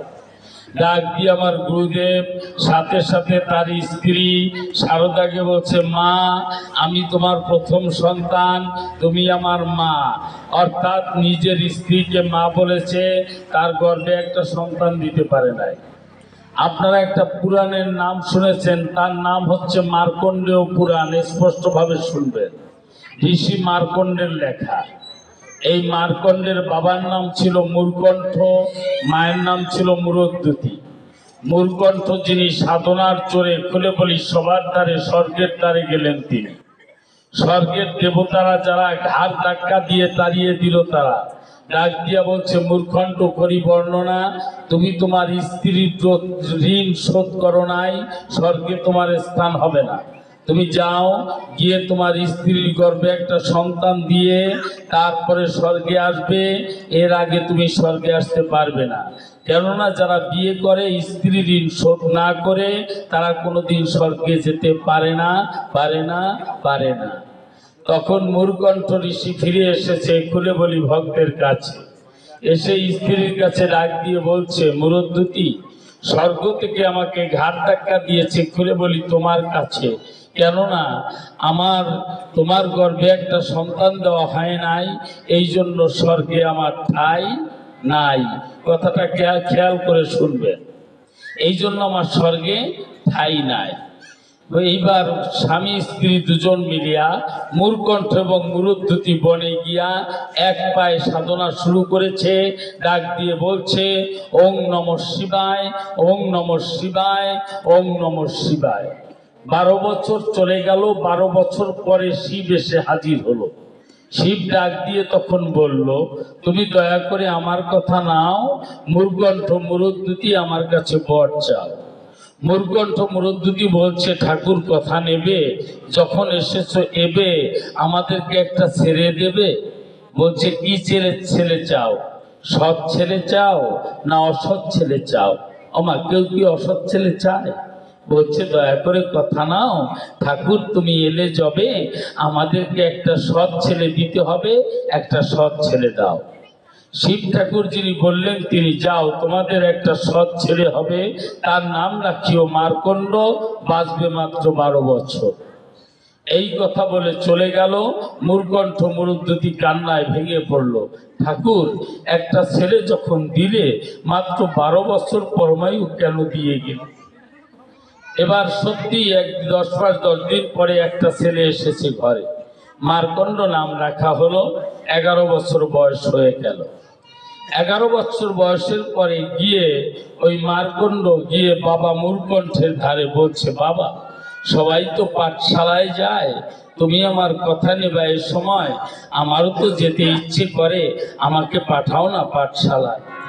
ডাক দিয়া মূর্কণ্ঠ বলছে ছেলের কাছে, বাবা বলছে, বাবা শিবের বরে তোর জন্ম, তোর পরমায়ু 12 বছর, 11 বছর হয়ে গেছে, তাই 1 বছর বাকি আছে, পরাবো কি ছাই, 1 বছর পরেই তো তুই মারা যাবে। সাথে সাথে মূর্কণ্ড এখানে মার্কণ্ড চোখের জল ছেড়ে দিয়া ওই 11 বছরের ছেলে বলছে, বাবা এখনো তো 1 বছর বাকি আছে, তুমি আমার কথা নাও, আমি যদি বেঁচে থাকতাম তোমার শশা করা পৃথিবীর সব কিছু আমি সেবা করতাম।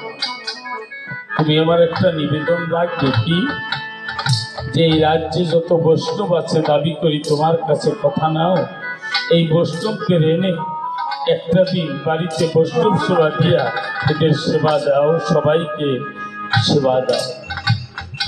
এই কথা বলেছে। বাবা সবাইকে নিমন্ত্রণ করে এনেছে। ওই 11 বছর মার্কণ্ড, 11 বছর বয়সের ছেলে একজন ভক্তের চরণের কাছে যায় আর চোখের জলে চরণ ধোয় আর চরণ তুলি মাকে গায় আর ডাক দিয়ে বলে, মা বাবা আমি আর 1 বছর মাত্র বাঁচব, 1 বছর পরে মরণ নিতে আসবে আমারে, তোমরা আশীর্বাদ করো, আমি এই 1 বছরের মধ্যে আমার শিবের যেন দেখা পাই। সবাই তখন আশীর্বাদ দিল, চোখের জলে সিক্ত হল। বৈষ্ণব সেবা শেষ হয়ে গেছে। মার্কণ্ড ঘরে বসে ডাকছে, ওং নমঃ শিবায়, ওং নমঃ শিবায়। মায়ের মন তো, মায়ের মন মানে না। 1 গ্লাস দুধ এনে বলে, মার্কণ্ড 2 গ্লাস সেবা কর। একটা আপেল এনে বলে, মার্কণ্ড এই আপেলটা সেবা কর। এবার মা যখন ঘুমিয়ে পড়েছে, মার্কণ্ড গিয়ে বাবার কাছে বলছে, বাবা আমি করি বর্ণনা, এই ঘরে থাকলে আমার সাধনা হবে না। আমার মা তো বোঝে না, এই জগতে প্রাণ ভরে যদি কেউ হরি নাম খেতে পারে, প্রাণ ভরে কৃষ্ণ নাম খেতে পারে, প্রাণ ভরে মায়ের নাম খেতে পারে, প্রাণ ভরে শিবের নাম খেতে পারে, তাহলে তার জাগতিক জগতের অন্য কোনো সেবা তার লাগে না। মা বোঝে না, তাই এসে আমাকে খাবার দিতে চায়, আমার সাধনায় বিঘ্ন হয়। বাবা তোমাকে প্রণাম দিচ্ছি, আমার কথা না, আমি ঘর ছেড়ে বেরিয়ে যাচ্ছি, আমাকে একটা আশীর্বাদ দাও, আশীর্বাদ দাও, আমার মরণের আগে যেন আমার বাবা ভোলানাথের সাথে দেখা পায়। যখন প্রণাম দিয়েছে বাবা আশীর্বাদ করছে, মার্কণ্ড রে, আমার জীবনে কোনো জন্মে যদি কোনো সাধনা থাকে, কোনো জন্মের পূর্ণ ফল থাকে, আমি তোকে দান করলাম। আমি আশীর্বাদ করি স্বয়ং বাবা ভোলানাথ তোর মরণের আগে যেন তোকে দেখা দেয়। মা যদি জেগে থাকে তাহলে তো যাওয়া যাবে। বলছে বাবা মা ঘুমিয়ে আছে, এই সুযোগে আমি চলে যাই। মায়ের মন তো, মা যদি জেগে থাকে করি মানা আমাকে যেতে দেবে না। মা তো ঘুমিয়ে আছে। মায়ের চরণের কাছে গিয়া ছোট্ট মার্কণ্ড চোখের জল দিয়া মায়ের চরণ ধুয়ে দিয়ে বলছে, মা তুমি জেগে থাকলে আমাকে যেতে দিতে না, আমি মা তোমাকে ছেড়ে চির বিদায় নিয়ে চলে যাচ্ছি। যাবার আগে মা তোমার চরণ ধুলি দিয়ে যাচ্ছি, কথা দাও মা, দয়া করে তোমার চরণ ধুলি দাও। আর কোনোদিন তোমার আমার দেখা হবে না, এই জীবনের শেষ দেখা আর দেখা হবে। মাকে প্রণাম করে চোখের জল দিয়ে বলছে, মা তুমি সকালে উঠে যখন আমার ঘরে খাবার নিয়ে যাবে আমাকে পাবে না। বাবাকে ডাক দিয়ে বলছে, বাবা কথা নিও, আমার মাকে তুমি বুঝিয়ে রাখিও, মা যেন কাঁদে না। মা তো ঘুমিয়ে আছে, মা বুঝতে পারছে না তার নারী ধন মায়ার বাঁধন চিরতরে বিদায় নিয়ে চলে যাচ্ছে। মাকে ছেড়ে আজকে চির বিদায় নিয়ে ছেড়ে চলে গেল। জঙ্গলের মধ্যে যখন গিয়েছে, হাঁটছে, জঙ্গলের কত কাটা পায়ে ফুটছে, রক্তমাক্ত পদে হেঁটে হেঁটে শুধু ডাকছে ওং নমঃ শিবায়, ওং নমঃ শিবায়। 6 মাস হয়ে গেল। মা কালীর মন তো মা ডাক দিয়েও শিবকে বলছে, ঠাকুর আমার ওই ছেলেটাকে অত কষ্ট দিচ্ছ কেন? হয় কথা নাও, তুমি গিয়ে তাকে নিয়ে এসো, না হয় আমাকে অনুমতি দাও, আমি আমার ছেলেকে কোলে করে গিয়ে দিয়ে আসি। আমার আর কষ্ট সহ্য হচ্ছে না। আমার ভগবান সব সইতে পারে, ভক্তের অঙ্গের আঘাত সইতে পারে না, আর ভক্তের চোখের জল সইতে পারে না। মার্কণ্ড ঘুরতে ঘুরতে 1 বছর হয়ে গেছে। শুধু আজকে শেষের দিন, আজকে মৃত্যু আসবে। এমন সময় জঙ্গলের মধ্যে বলছি ভালো একটা শিবলিঙ্গ পেল। ওই শিবলিঙ্গ পরিষ্কার করে গাছের ফল এনে ওই শিবলিঙ্গে পূজা দিতে চায়। আর আঘাতে আঘাতে পা ক্ষত হয়ে গেছে, অনেক উপরে গাছের ডালে ফুল ফুটেছে। হাত দিয়ে তাকিয়ে 2 হাত পেতে বলছে, ফুল আমি তোদের গাছে উঠে পেরে নিতে পারবো না। আমি মার্কণ্ড আমার জীবনের শেষ পূজা, কথা নিবি? তোরা যদি কেউ শিবের চরণে যেতে চাস তাহলে উড়ে উড়ে গোটা থেকে ছিন্ন হয়ে আমার হাতে এসে পড়বি। মাগো, একটা গাছে কত শত ফুল ফোটে, সব ফুল কি মায়ের পূজায় লাগে? সব ফুল কি গুরুর পূজায় লাগে? সব ফুল কি গোবিন্দের সেবায় লাগে? সব ফুল কি ঠাকুর পূজায় লাগে? কত ফুল ঝরে যায়, বাসি হয়ে যায়, পড়ে যায়। আমরা যারা এখানে আছি, জীবনে মানুষ হয়ে এসেছি, আমরাও তো সবাই ফুল হয়ে ফুটেছিলাম। আমরা কি মায়ের চরণে লাগতে পেরেছি? আমরা কি ঠাকুরের চরণে লাগতে পেরেছি? কখনো না। কিছু ফুল উড়ে উড়ে দুলে দুলে চলে এলো। ফুল নিয়ে যখন পূজায় বসেছে, এমন সময় যমরাজ ডাক দিয়ে বলছে, হে যমদূত, কালদূত, তোমরা কথা নাও, মার্কণ্ডকে নিয়ে এসো। যমদূত কালদূত গিয়া মার্কণ্ডের এত ভক্তি দেখিয়া যমদূত কালদূতকে জড়িয়ে ধরে কাঁদছে, ভাই, আমরা এই জগতে সমস্ত মানুষের আত্মা হরণ করি, কিন্তু এমন ভক্ত, এই ভক্তের আত্মা তো হরণ করতে পারবো না। চল আমরা ধর্মরাজের কাছে যাই। ধর্মরাজের কাছে গেল। ধর্মরাজ ডাক দিয়ে বলল, তোদের পাঠালাম বলি, কেন খালি হাতে ফিরে এলি? ডাক দিয়ে বলছে, ধর্মরাজ, করি বর্ণনা, আমরা তো বড় ভক্তকে আনতে পারবো না, কথা নিয়ে আপনি নিজে গিয়ে ওই ভক্তকে নিয়ে আসুন। ধর্মরাজ গিয়ে আড়াল থেকে দেখতে পায় মার্কণ্ড স্বয়ং ভোলানাথকে এমন ভাবে ডাকছে, আজ যমরাজ নিজে চোখের জল ফেলছে, ঠাকুর তুমি এত বড় নিষ্ঠুর, তুমি দেখা দিচ্ছ না। যমরাজ আবার ভাবছে, আমি যদি কোনো প্রকারে মার্কণ্ডকে আজকে নিয়ে না যাই, আমার তো চাকরি থাকবে না, আমি যে চাকরি করি। ডাক দিয়ে বলছে, বালক, তোমার সময় হয়ে গেছে, তুমি চলো। ওই মার্কণ্ড বলছে, ঠাকুর তুমি একটু দাঁড়াও, একটু সময় দাও, আমার জীবনের শেষের পূজাটা আমি করে আসি। যমরাজ বলছে, মার্কণ্ড, মানুষ জীবনে কত সময় পায়, অবহেলায় কাটায়, হরি নাম করে না, কৃষ্ণ নাম করে না, মায়ের নাম করে না, ভোলানাথের নাম করে না, কিন্তু যেদিন মৃত্যু আসে সেদিন করতে চায়, আমি তো তাদের সময় দেই না, তুমি চলো। এই বলে যমরাজ যখন আগাতে যায়, সামনে দিয়ে আগুন জ্বলে শিবলিঙ্গের বেড়া হয়ে যায়।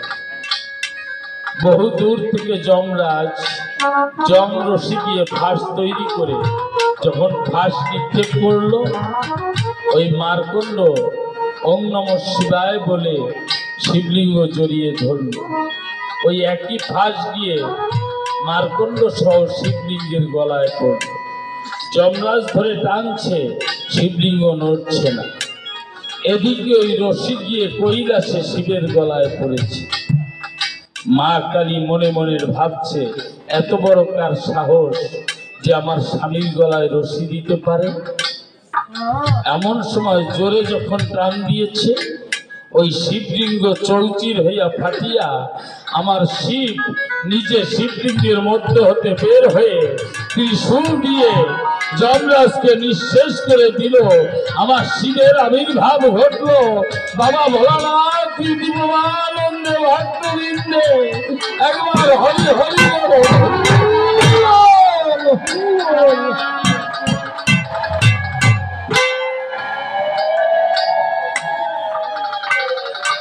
মা মহামায়া এসে বলছে, ঠাকুর ঠাকুর তুমি শান্ত হও। যদি যমরাজ নাই বা থাকবে তাহলে এই জগতে কোনো বিচার থাকবে? তুমি যমরাজকে আবার বাঁচিয়ে দাও। শিব যমরাজকে আবার বাঁচিয়ে দিল। বাঁচিয়ে দিয়ে শিব যমরাজকে বলছে, যমরাজ, যদি কেউ মৃত্যুর সময় গুরু নাম করে, হরিনাম করে, রাম নাম করে, কৃষ্ণ নাম করে, শিবের নাম করে, কালীর নাম করে কেউ মারা যায়, আমি করি মানা, আজ হতে যমরাজ ওই ভক্তকে তুমি আনতে যাবে না।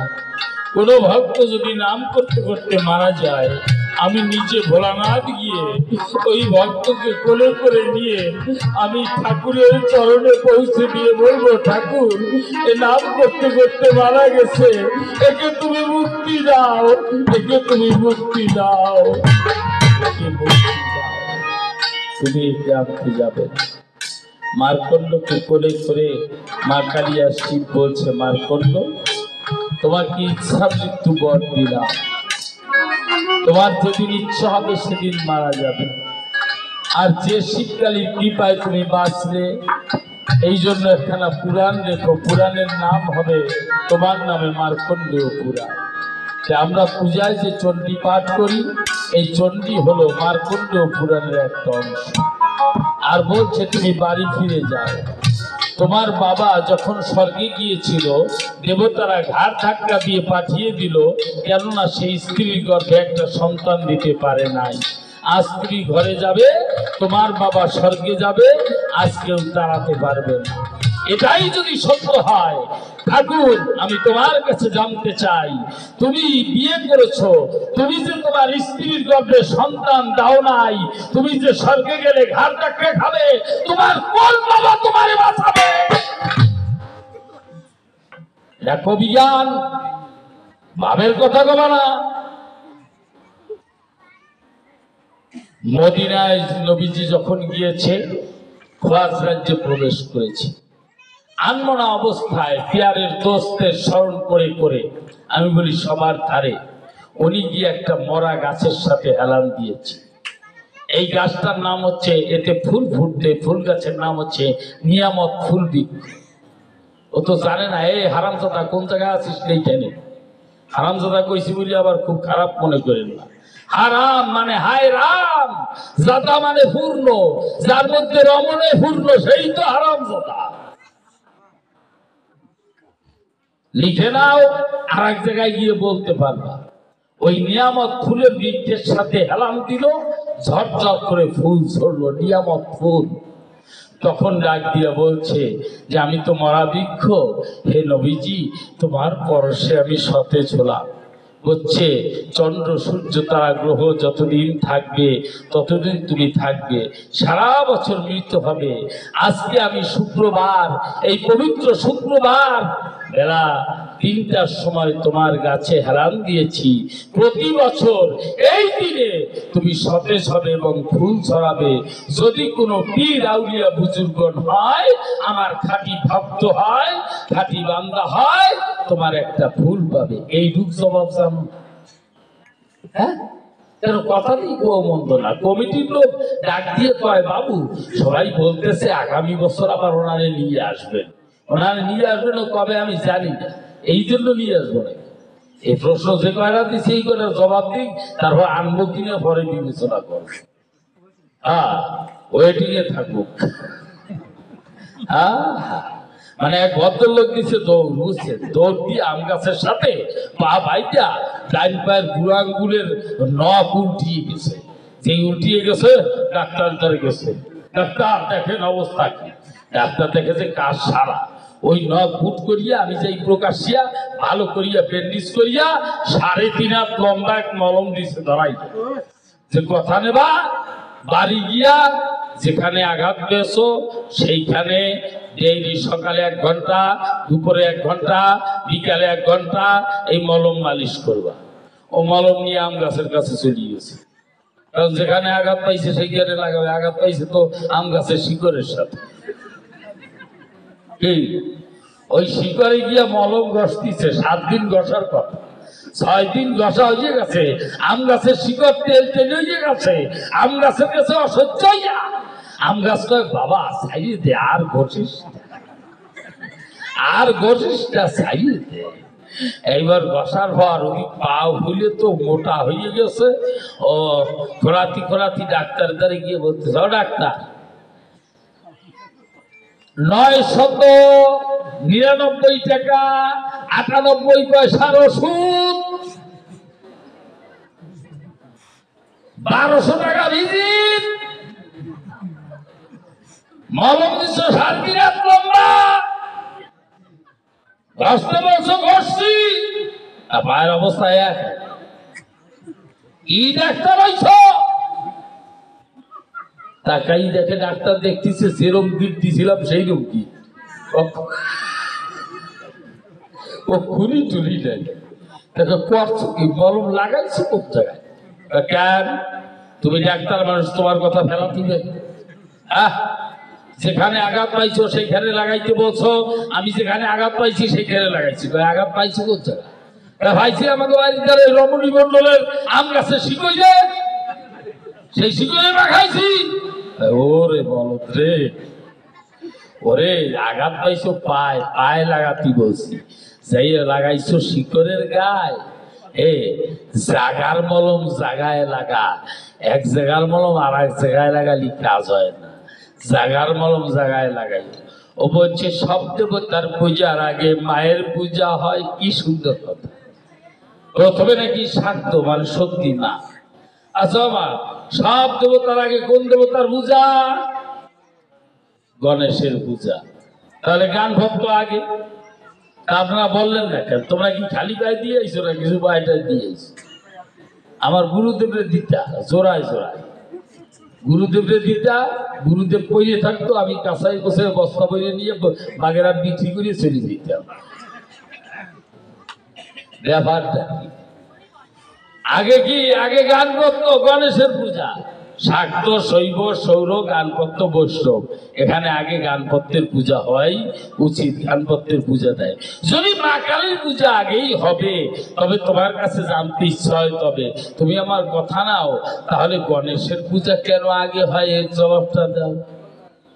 যা প্রশ্ন করেছি তাই, তার খাঁটি জবাব নাই, যা মনে করেছি।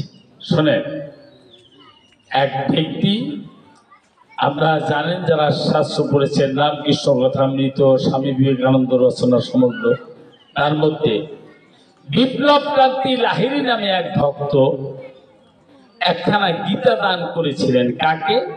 রামকৃষ্ণ পরমহংস। রামকৃষ্ণ পরমহংস যিনি, ওই গীতা খান স্বামী বিবেকানন্দকে দিয়ে বলছে, নরেন কথা নিবি, তোর মাথায় যে পাগড়ি আছে এই পাগড়ির মধ্যে সবসময় গীতা খান রাখবি। বলছে কেন? বলছে শোন, যে কালী সেই কালা। স্বয়ং কৃষ্ণের উপাসনা না করলে এই মা কালীও কৃষ্ণ ভক্ত, মহাবৈষ্ণবী, শিব মহাবৈষ্ণব। এই মা কালী সবাইকে নিয়ে গোবিন্দের কোলে দেয়, এই শিব সবাইকে নিয়ে গোবিন্দের কোলে দেয়। এই জন্য গীতাখানা মাথায় রাখবি, এই জগতের সবাইকে গীতা শিক্ষা, কৃষ্ণ শিক্ষা দিবি। দেখেন লক্ষ্য করে, খুলে বলি সবার ধারে, আমি বলি সবার ঠাই, ভক্ত সেবার উপরে কোনো সেবা নাই। এক রাজার অসুখ করেছে, খুলে বলি সবার কাছে, মন দিয়ে শোনো। রাজার অসুখ করেছে, ও রাজা রাজবুদ্ধ ডাক দিয়ে করছে বর্ণনা, তুমি আর কিছুতে ভালো হবে না।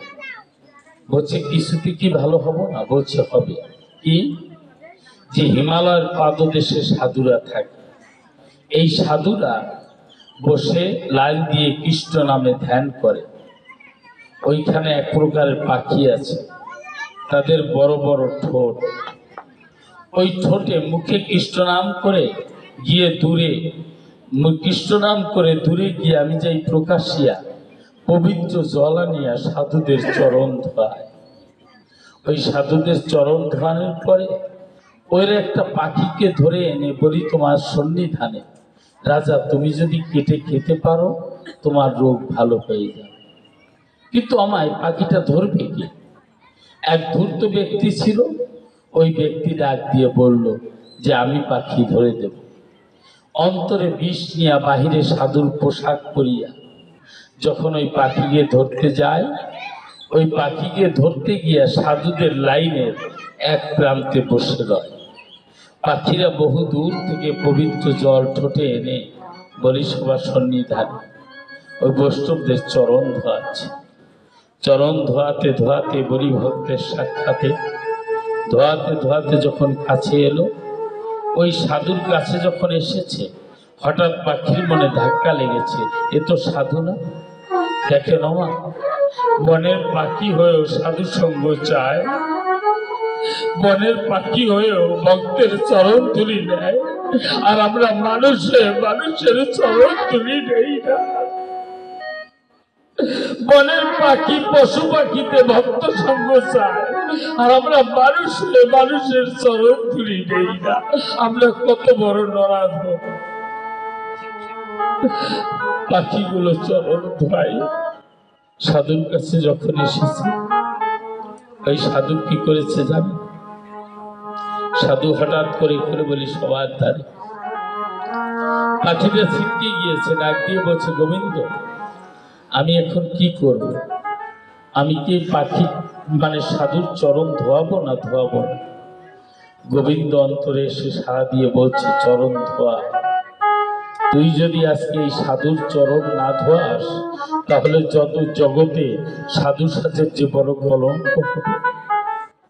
চরণ ধোয়াতে যেই গেল, ধোয়ানো শেষ হলো, খপ করে ও পাখিটাকে ধরে খাঁচায় পুরে রাজার সামনে এনে রেখে দিল। যখন রাজার সামনে এনে রেখে দিয়েছে, খুলে বলি ভক্তের কাছে, যখনই রেখে দিয়েছে, পাখিটা রাগ দিয়ে বলছে, ও রাজা, তুমি আমাকে ধরে এনেছো কেন? বলছে, রাজবন্ধু বলেছে তোমাকে কেটে খেলে আমার অসুখ ভালো হবে। বলছে, ভুল রাজা, ভুল। আমাকে কেটে খেলে তোমার অসুখ ভালো হবে না। তোমার কি মনে আছে, একদিন তুমি বাহির বাড়ি হতে তড়া করে বাড়িতে প্রবেশ করতেছিল। তোমার বাহির বাড়ির দরজায় একজন কুষ্ঠব্যাধিওয়ালা বৈষ্ণব আছে, হাঁটতে পারে না, ধীরে ধীরে হাঁটে, সারা গায়ে কুষ্ঠ। হা কৃষ্ণ হরি বল বলে, আর দুই নয়নের জলে, দুই চোখের জলে দুই পাশে ঘা হয়ে গেছে। তুমি একদিন বাড়িতে ঢোকার পথে, ওই বৈষ্ণব তো জোরে হাঁটতে পারে না, তুমি তাকে রাগের চোটে লাথি মেরেছিলে, তোমার কি মনে আছে? এতে বৈষ্ণব তোমাকে কোনো অভিশাপ দেয়নি, কিন্তু গোবিন্দ তোমাকে ক্ষমা করেনি। ভক্তের অঙ্গে আঘাত দিলে তার অঙ্গেই লাগে। তুমি কথা নাও, তুমি গিয়ে ওই বৈষ্ণবকে এনে তার চরণ ধোয়ে, তার চরণ ধৌত জল তুমি যদি পান করতে পারো, চরণ ধৌত জল পান করতে পারলে তোমার এই ব্যাধি সেরে যাবে। রাজা বৈষ্ণবকে নিয়ে এসেছে, তার চরণ ধোয়ে, চরণ ধৌত জল রাজা যখন পান করতে যায়, দেখতে পায় জলের মধ্যে সূক্ষ্ম সূক্ষ্ম কীট ভেসে বেড়ায়। রাজা মানুষ তো, জলের পাত্র ধরে দূরে ছুঁড়ে ফেলে দিয়েছে। পাখিটা ডাক দিয়ে বলছে, ও রাজা, এবার যা করলে, যে ভক্তের চরণের আশায় দেবতারাও মানুষ হয়ে জগতে আসতে চায়, যেখানে ভক্তরা এক ভক্ত আর এক ভক্তকে আলিঙ্গন করে, এক ভক্ত আর এক ভক্তের চরণ ধরি নেয়, সমস্ত দেবতারাও এসে এই ভক্তের চরণে লুটোপুটি খায়। আমার গোবিন্দ রাধারানীকে নিয়ে এসে এই ভক্তের মধ্যে গড়াগড়ি দেয়। আজকে সেই ভক্তের চরণগুলিকে অপমান করে আমার মতো কোটি কোটি পাখিকে কেটে খেলেও আর তুমি ভালো হবে না, আর তুমি ভালো হবে না। তুমি ভক্তের চরণ ধুলিকে অপমান করে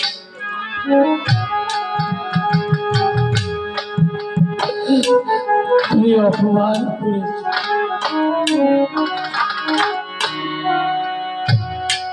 আর তুমি ভালো হবে। ওরা যা দেখো, এই পাত্রটার জল ঢেলে গেছে, ওর মধ্যে 2 ফোঁটা জল আছে। ওর 1 ফোঁটা জল এনে আমার ঠোঁটে দাও। 1 ফোঁটা জল এনে যে পাখিটা ঠোঁটে দিল, পাখিটা হা কৃষ্ণ হরি বলো, হরে কৃষ্ণ হরি বলো বলতে বলতে পাখিটা মারা গেল। রাজা দেখতে পায় পাখিটার দেহ হতে একটা আত্মা পাখি বেরিয়েছে, আমার রাধা গোবিন্দ সোনার সিংহাসনে এসে ওই আত্মা পাখিটাকে কোলে নিয়ে চলে গেল। রাধা গোবিন্দ হাজির হলো। রাধা গোবিন্দ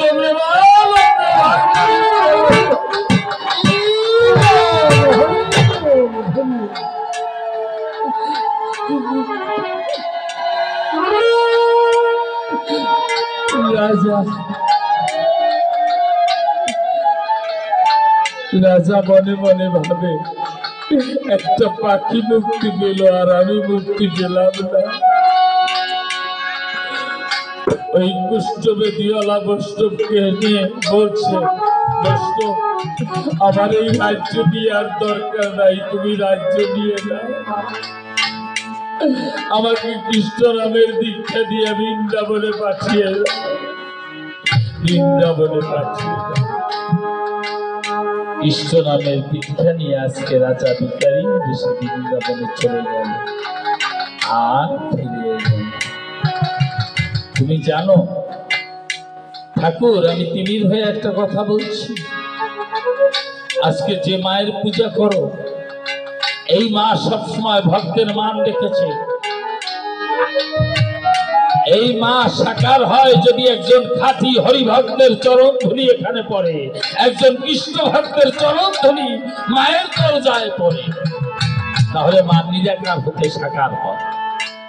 এটা আমি জানি, এর একটা বাস্তব প্রমাণ আপনারা নেন। আমার তোমরা তালতলা বিচরণ পাগলের নাম শুনেছ। এই তালতলা বিচরণ পাগল যিনি, ওরাকান্দি গিয়ে গুরুচাঁদ ঠাকুরের কাছে একটা চাকরি চাইলেন তিনি। ঠাকুর আমাকে একটা চাকরি দাও। আগে তো পায়খানা ছিল না, লাখো লাখো ভক্তরা ওরাকান্দি গিয়ে এখানে সেখানে পায়খানা করত। গুরুচাঁদ ঠাকুর ডাক দিয়ে বলছে, বিচরণ তুই ঝুড়িতে করে এই সমস্ত পায়খানা কুড়িয়ে কুড়িয়ে ঝুড়ির মধ্যে করে দূরে একটা গর্ত করে ফেলে আয়। বিচরণ পাগল ওই পায়খানা কুড়িয়ে ঝুড়ির মধ্যে করে মাথায় নিয়ে যেত, তার গা বেয়ে মাথা বেয়ে মুখ বেয়ে পড়তো, ওই বিষটা পড়তো। কিন্তু বিচরণ পাগল কোনো খারাপ গন্ধ পেত না, মনে হয় যেন হাজারো ফুলের বাগান কে সাজিয়ে দিয়েছে, ফুলের গন্ধ আসে। আমার যারা সাধক, যারা সাধিকা, তাদের কাছে ঘৃত এবং বিষটা সমান হয়ে যায়। যখন পায়খানা ফেলানো হয়ে গেল, এইবার গিয়ে বলছে, বাবা পরিষ্কার করা হয়ে গেছে, আমাকে একটা চাকরি দাও। ওই সময় কিন্তু কলা পাতায়, কচু পাতায় লবণ বিক্রি হতো। তা ডাক দিয়ে বলছে যে এক কাজ করো বিচরণ, তুমি ঝুড়িতে করে লবণ বিক্রি করো। বলছে আমি তো ব্যবসা বুঝি। বলছে তুমি মালিকের কাছ থেকে, দোকানদারের কাছ থেকে লবণ নেবে, ওই লবণ গ্রামে নিয়ে যাবে, যার যেটুকু লাগবে সেটুকু রেখে পয়সা দেবে, ওই পয়সা মালিকের কাছে, দোকানদারের কাছে দেবে। দোকানদার তার পয়সা রেখে বাড়তি ব্যবসার পয়সা তোমাকে দেবে। কথা নিও, তুমি ওই পয়সা এনে তোমার মা সত্যভামার কাছে জমা রেখে। একদিন লবণ বিক্রি করতে করতে খুলে বলি সভা সাক্ষাতে, আপনারা অনেকে গিয়েছেন উজানি জমিদার বাড়ি। আমরা যেখানে কালকে কমলাপুরের দিকে গান করতে যাব, মাদারীপুরে কমলাপুর, ওই দিকে উজানি জমিদার বাড়ি। আগে জমিদার বাড়ির সামনে কিন্তু কালী মন্দির থাকে। ওই কালী মন্দিরের সামনে দিয়ে সন্ধ্যা হয়ে গেছে। লবণ বিক্রি করে বিচরণ পাগল হরিবল হরিবল বলতে বলতে, হরিবল বাবা গুরু বল, গুরুচাঁদ হরিচাঁদ বলে চলছে। এমন সময় একটা নারী কণ্ঠ ভেসে এলো। সন্ধ্যা হয়ে গেছে প্রায়। এক মা ডাক দিয়ে বলছে, বিচরণ, ও বিচরণ। বলছে কে ডাকো? বলছে আমি বিশ্ব প্রসবিনী মা, আমি আদ্যাশক্তি মহামায়া। কোথায় তুমি মা? বলছে আমি মন্দিরের মধ্যে। বলছে আমায় ডাকো কেন? তমা আগেকার দিনে মায়েরা তেল দিয়ে সিঁদুর গুলে কপালে দিত না? বলছে দেখ, মায়েরা তেল দিয়ে সিঁদুর গুলে আমার কপালে দিয়েছে, ওই সিঁদুর গুলে আমার 2 চোখে পড়েছে, চোখ ঢাকা হয়ে গেছে। বাবা বিচরণ কথা নেই, আমার চোখের সিঁদুর একটু মুছে দে। আমার যে মায়ের 4খানা হাত, সে কি নিজে পারে না নিজের চোখের সিঁদুর মুছতে? তবু চায় আমার ওই ভক্ত সন্তান আমার কাছে আসুক, আমার ওই ভক্ত সন্তানের কাছে আসুক। গিয়ে দেখতে পায় দরজায় তালা বন্ধ। বলছে ও মা, দরজায় তো তালা বন্ধ। বলছে জানালা তো খোলা আছে, দেখ জানালা দিয়ে কিছু করতে পারিস। জানালা যখন খোলা ছিল, পাগল মানুষ তো বিচরণ কচা গাছের ডাল ভাঙিয়া ওই ডাল দিয়ে মায়ের চোখের সিঁদুর জানালার ফাঁকা দিয়া মুছতে যাচ্ছে। পাগল বোঝে না যে মায়ের চোখ হয়ে যেতে পারে কানা। যেই কচা গাছের ডালে প্রতিমায় ধাক্কা লেগেছে, আর মোর করে জমিদারের প্রতিমা ভেঙে পড়েছে। একজনে ওই দৃশ্য দেখে জমিদারকে খবর দিয়েছে। জমিদার বলছে ধর পাগলকে ধর। পাগল দৌড় দিয়ে ওরাকান্দি চলে গেছে, ধরতে পারলো না। ওরাকান্দি গিয়ে গুরুচাঁদ ঠাকুরকে বলেছে, ঠাকুর আজকে বড় সারা সেরে এসেছে। ওরা অত্যাচারী জমিদার, ওদের প্রতিমা ভেঙেছি, ভাঙায় আমার কোনো দোষ ছিল না। কিন্তু ওরা যদি ধরতে পারতো, মায়ের সামনে যেমন পাঠা বলি দেয় আমরা নমস্কার, আমাদের ধরে মায়ের সামনে পাঠার মতো বলি। গুরুচাঁদ ঠাকুর রাগ করে বলছে, কথা নিবি বিচরণ, যেখান থেকে পালিয়ে এসেছিস এই মুহূর্তে সেইখানে গিয়ে হাজির হবি। বিচরণ ভাবছে আর আমার রেহাই নেই। জমিদার যদি ধরতে পারে আমাকে পাঠার মতো বলি দেবে। ওখান থেকে রাতে রওনা দিয়া ভোর রাতে ওই উজানির কাছে বাসুদেবপুর নামে একটা গ্রাম আছে, ওইখানে একটা সারা ভিটার পরে উঠে ঝুঁকে ঝুঁকে হরিনাম করছে, হরি বল হরি বল হরি বল। বাবা গুরুচাঁদ, আমার প্রতিমা ভাঙায় কোনো দোষ ছিল না। যখন সকাল হয়ে গেল, দিবাকর উদিত হলো, এমন সময় বিচরণ গিয়ে জমিদারের আঙিনায় ধরা দিল। জমিদারের কাছে খবর গেল, জমিদার এসে এক হাত ধরেছে পাগলের, আর তার স্ত্রী এসে পাগলের আর এক হাত ধরে ঘরের মধ্যে নিয়ে তোলা জল দিয়ে পাগলকে স্নান করাচ্ছে। পাগলকে নতুন কাপড় পরানো হচ্ছে, পাগলের গলায় ফুলের মালা দিয়েছে, চারিদিকে বাদ্য বাজনা বাজছে। পাগল চিন্তা করছে, পাঠাকে বলি দেওয়ার আগে যেমন করে স্নান করানো হয়, আমাকে তেমন করে স্নান করানো হয়। পাঠাকে বলি দেওয়ার আগে গলায় যেমন করে মালা দেওয়া হয়, আমাকে তেমন করে মালা দেওয়া হয়। চারিদিকে ডাক ঢোল বাজছে, একটু পরে আমি বলি পেয়ে যাব। বড় ঘর থেকে যখন মন্দিরের দিকে নিয়ে যাচ্ছে, বড় ঘর আর মন্দিরের মাঝখানে যখন গিয়েছে, বিচরণ পাগল ডাক দিয়ে বলছে, জমিদার বাবু দয়া করে আমার হাতখানা একটু ছেড়ে দেবেন, আমি কথা দিচ্ছি আমি পালাবো। হাত যখন ছেড়ে দিয়েছে, বলছে আমার হাতখানা একটু ছেড়ে দেন, আর তো সুযোগ পাবো না। জীবনের শেষবারের মতো ওরাকান্তিমুখী হয়ে আমি বাবা হরিচাঁদ গুরুচাঁদ সত্য বাবাকে একটু প্রণাম করে নিই।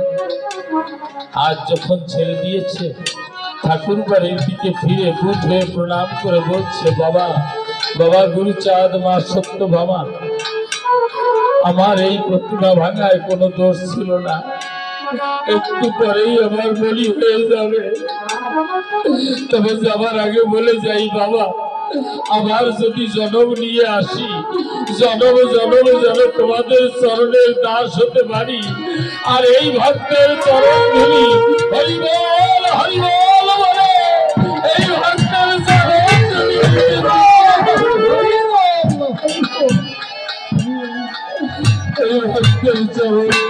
কিছু নাই, আর কিছু নাই।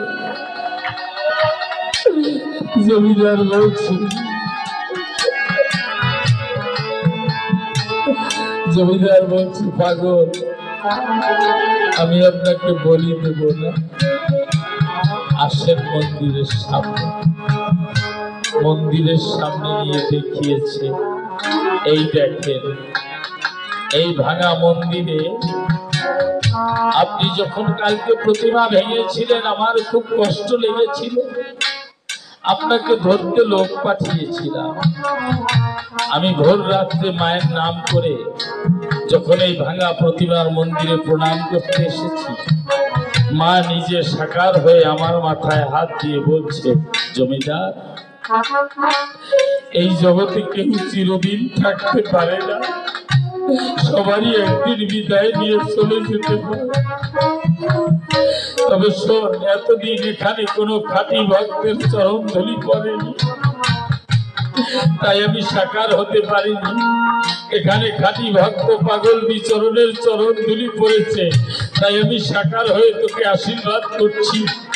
যদি তোর স্ত্রী পুত্র কন্যা নিয়ে উপরে যেতে চাস, কথা নেই, ওই পাগলকে এনে তার চরণে আত্মসমর্পণ করে একবার এক হাতি গিয়ে বাবা গুরুচাঁদের চরণ ধর, তাহলে হরিচাঁদের চরণ পাবি। ঠাকুর শেষের দিনে পার করে দিয়ে যাবে। আমি মাথা তুলে দেখি মার সেই রূপে নাই, 3.5 হাত কষ্টি পাথরের মূর্তি হয়ে গেছে। এই সেই মূর্তি। পাগল চোখের জলে ভেসে বলছে, ঠাকুর, এই তোমার লীলা, মা, এই তোমার লীলা, চিরদিন তো কেউ ভাবে থাকবে না মা। তাই অনাদিবাবু একটা গান লিখেছে, সবার নৌকা একদিন মরু বালুর চরে ডুবে যাবে। তাই গাইবে, নৌকা ডুবলো বালু চলে রে, আরে আমার সাদের নৌকা রে।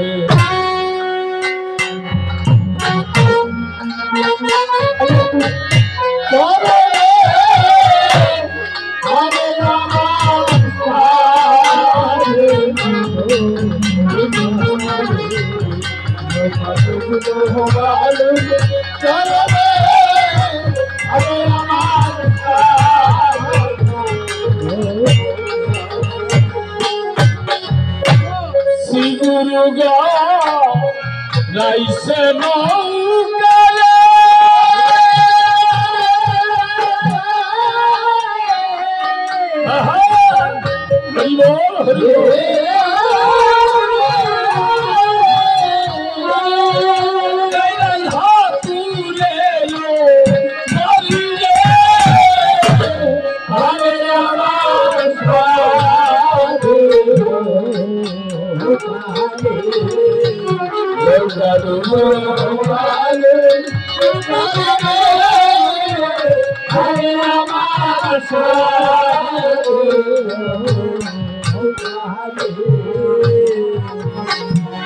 আগা ডুবলো পাশারে ডুবলো লায়ের গুলা,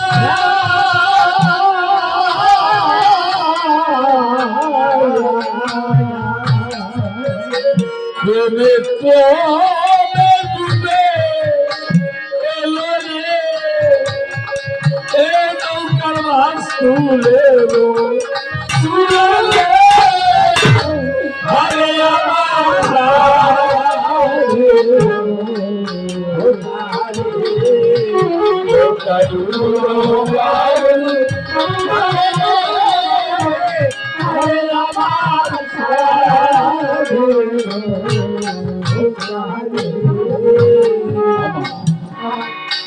আজকে যেখানে বসে গান শুনছেন মায়েরা, বাবারা, আজ থেকে 200 বছর আগে এখানে কারা ছিলেন, আজ থেকে 200 বছর পরে কারা থাকবে।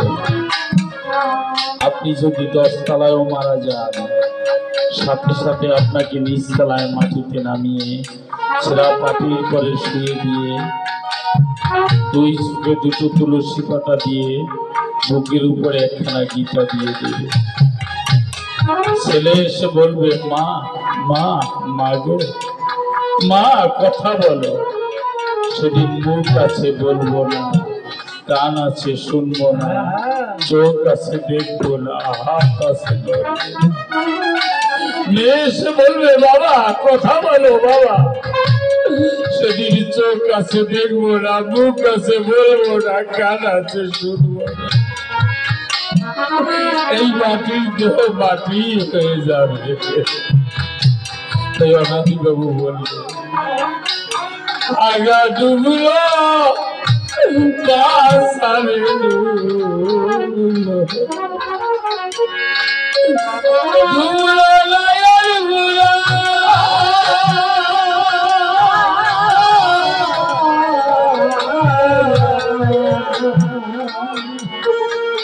ডুবে ডুবে ডুবে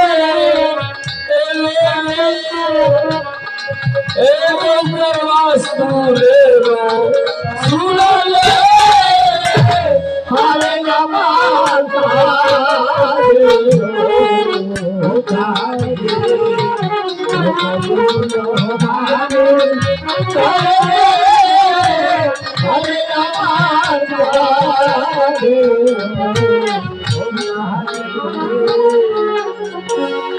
আগা নৌকা বর্ণরে কালো, পাশা নৌকা সাদা,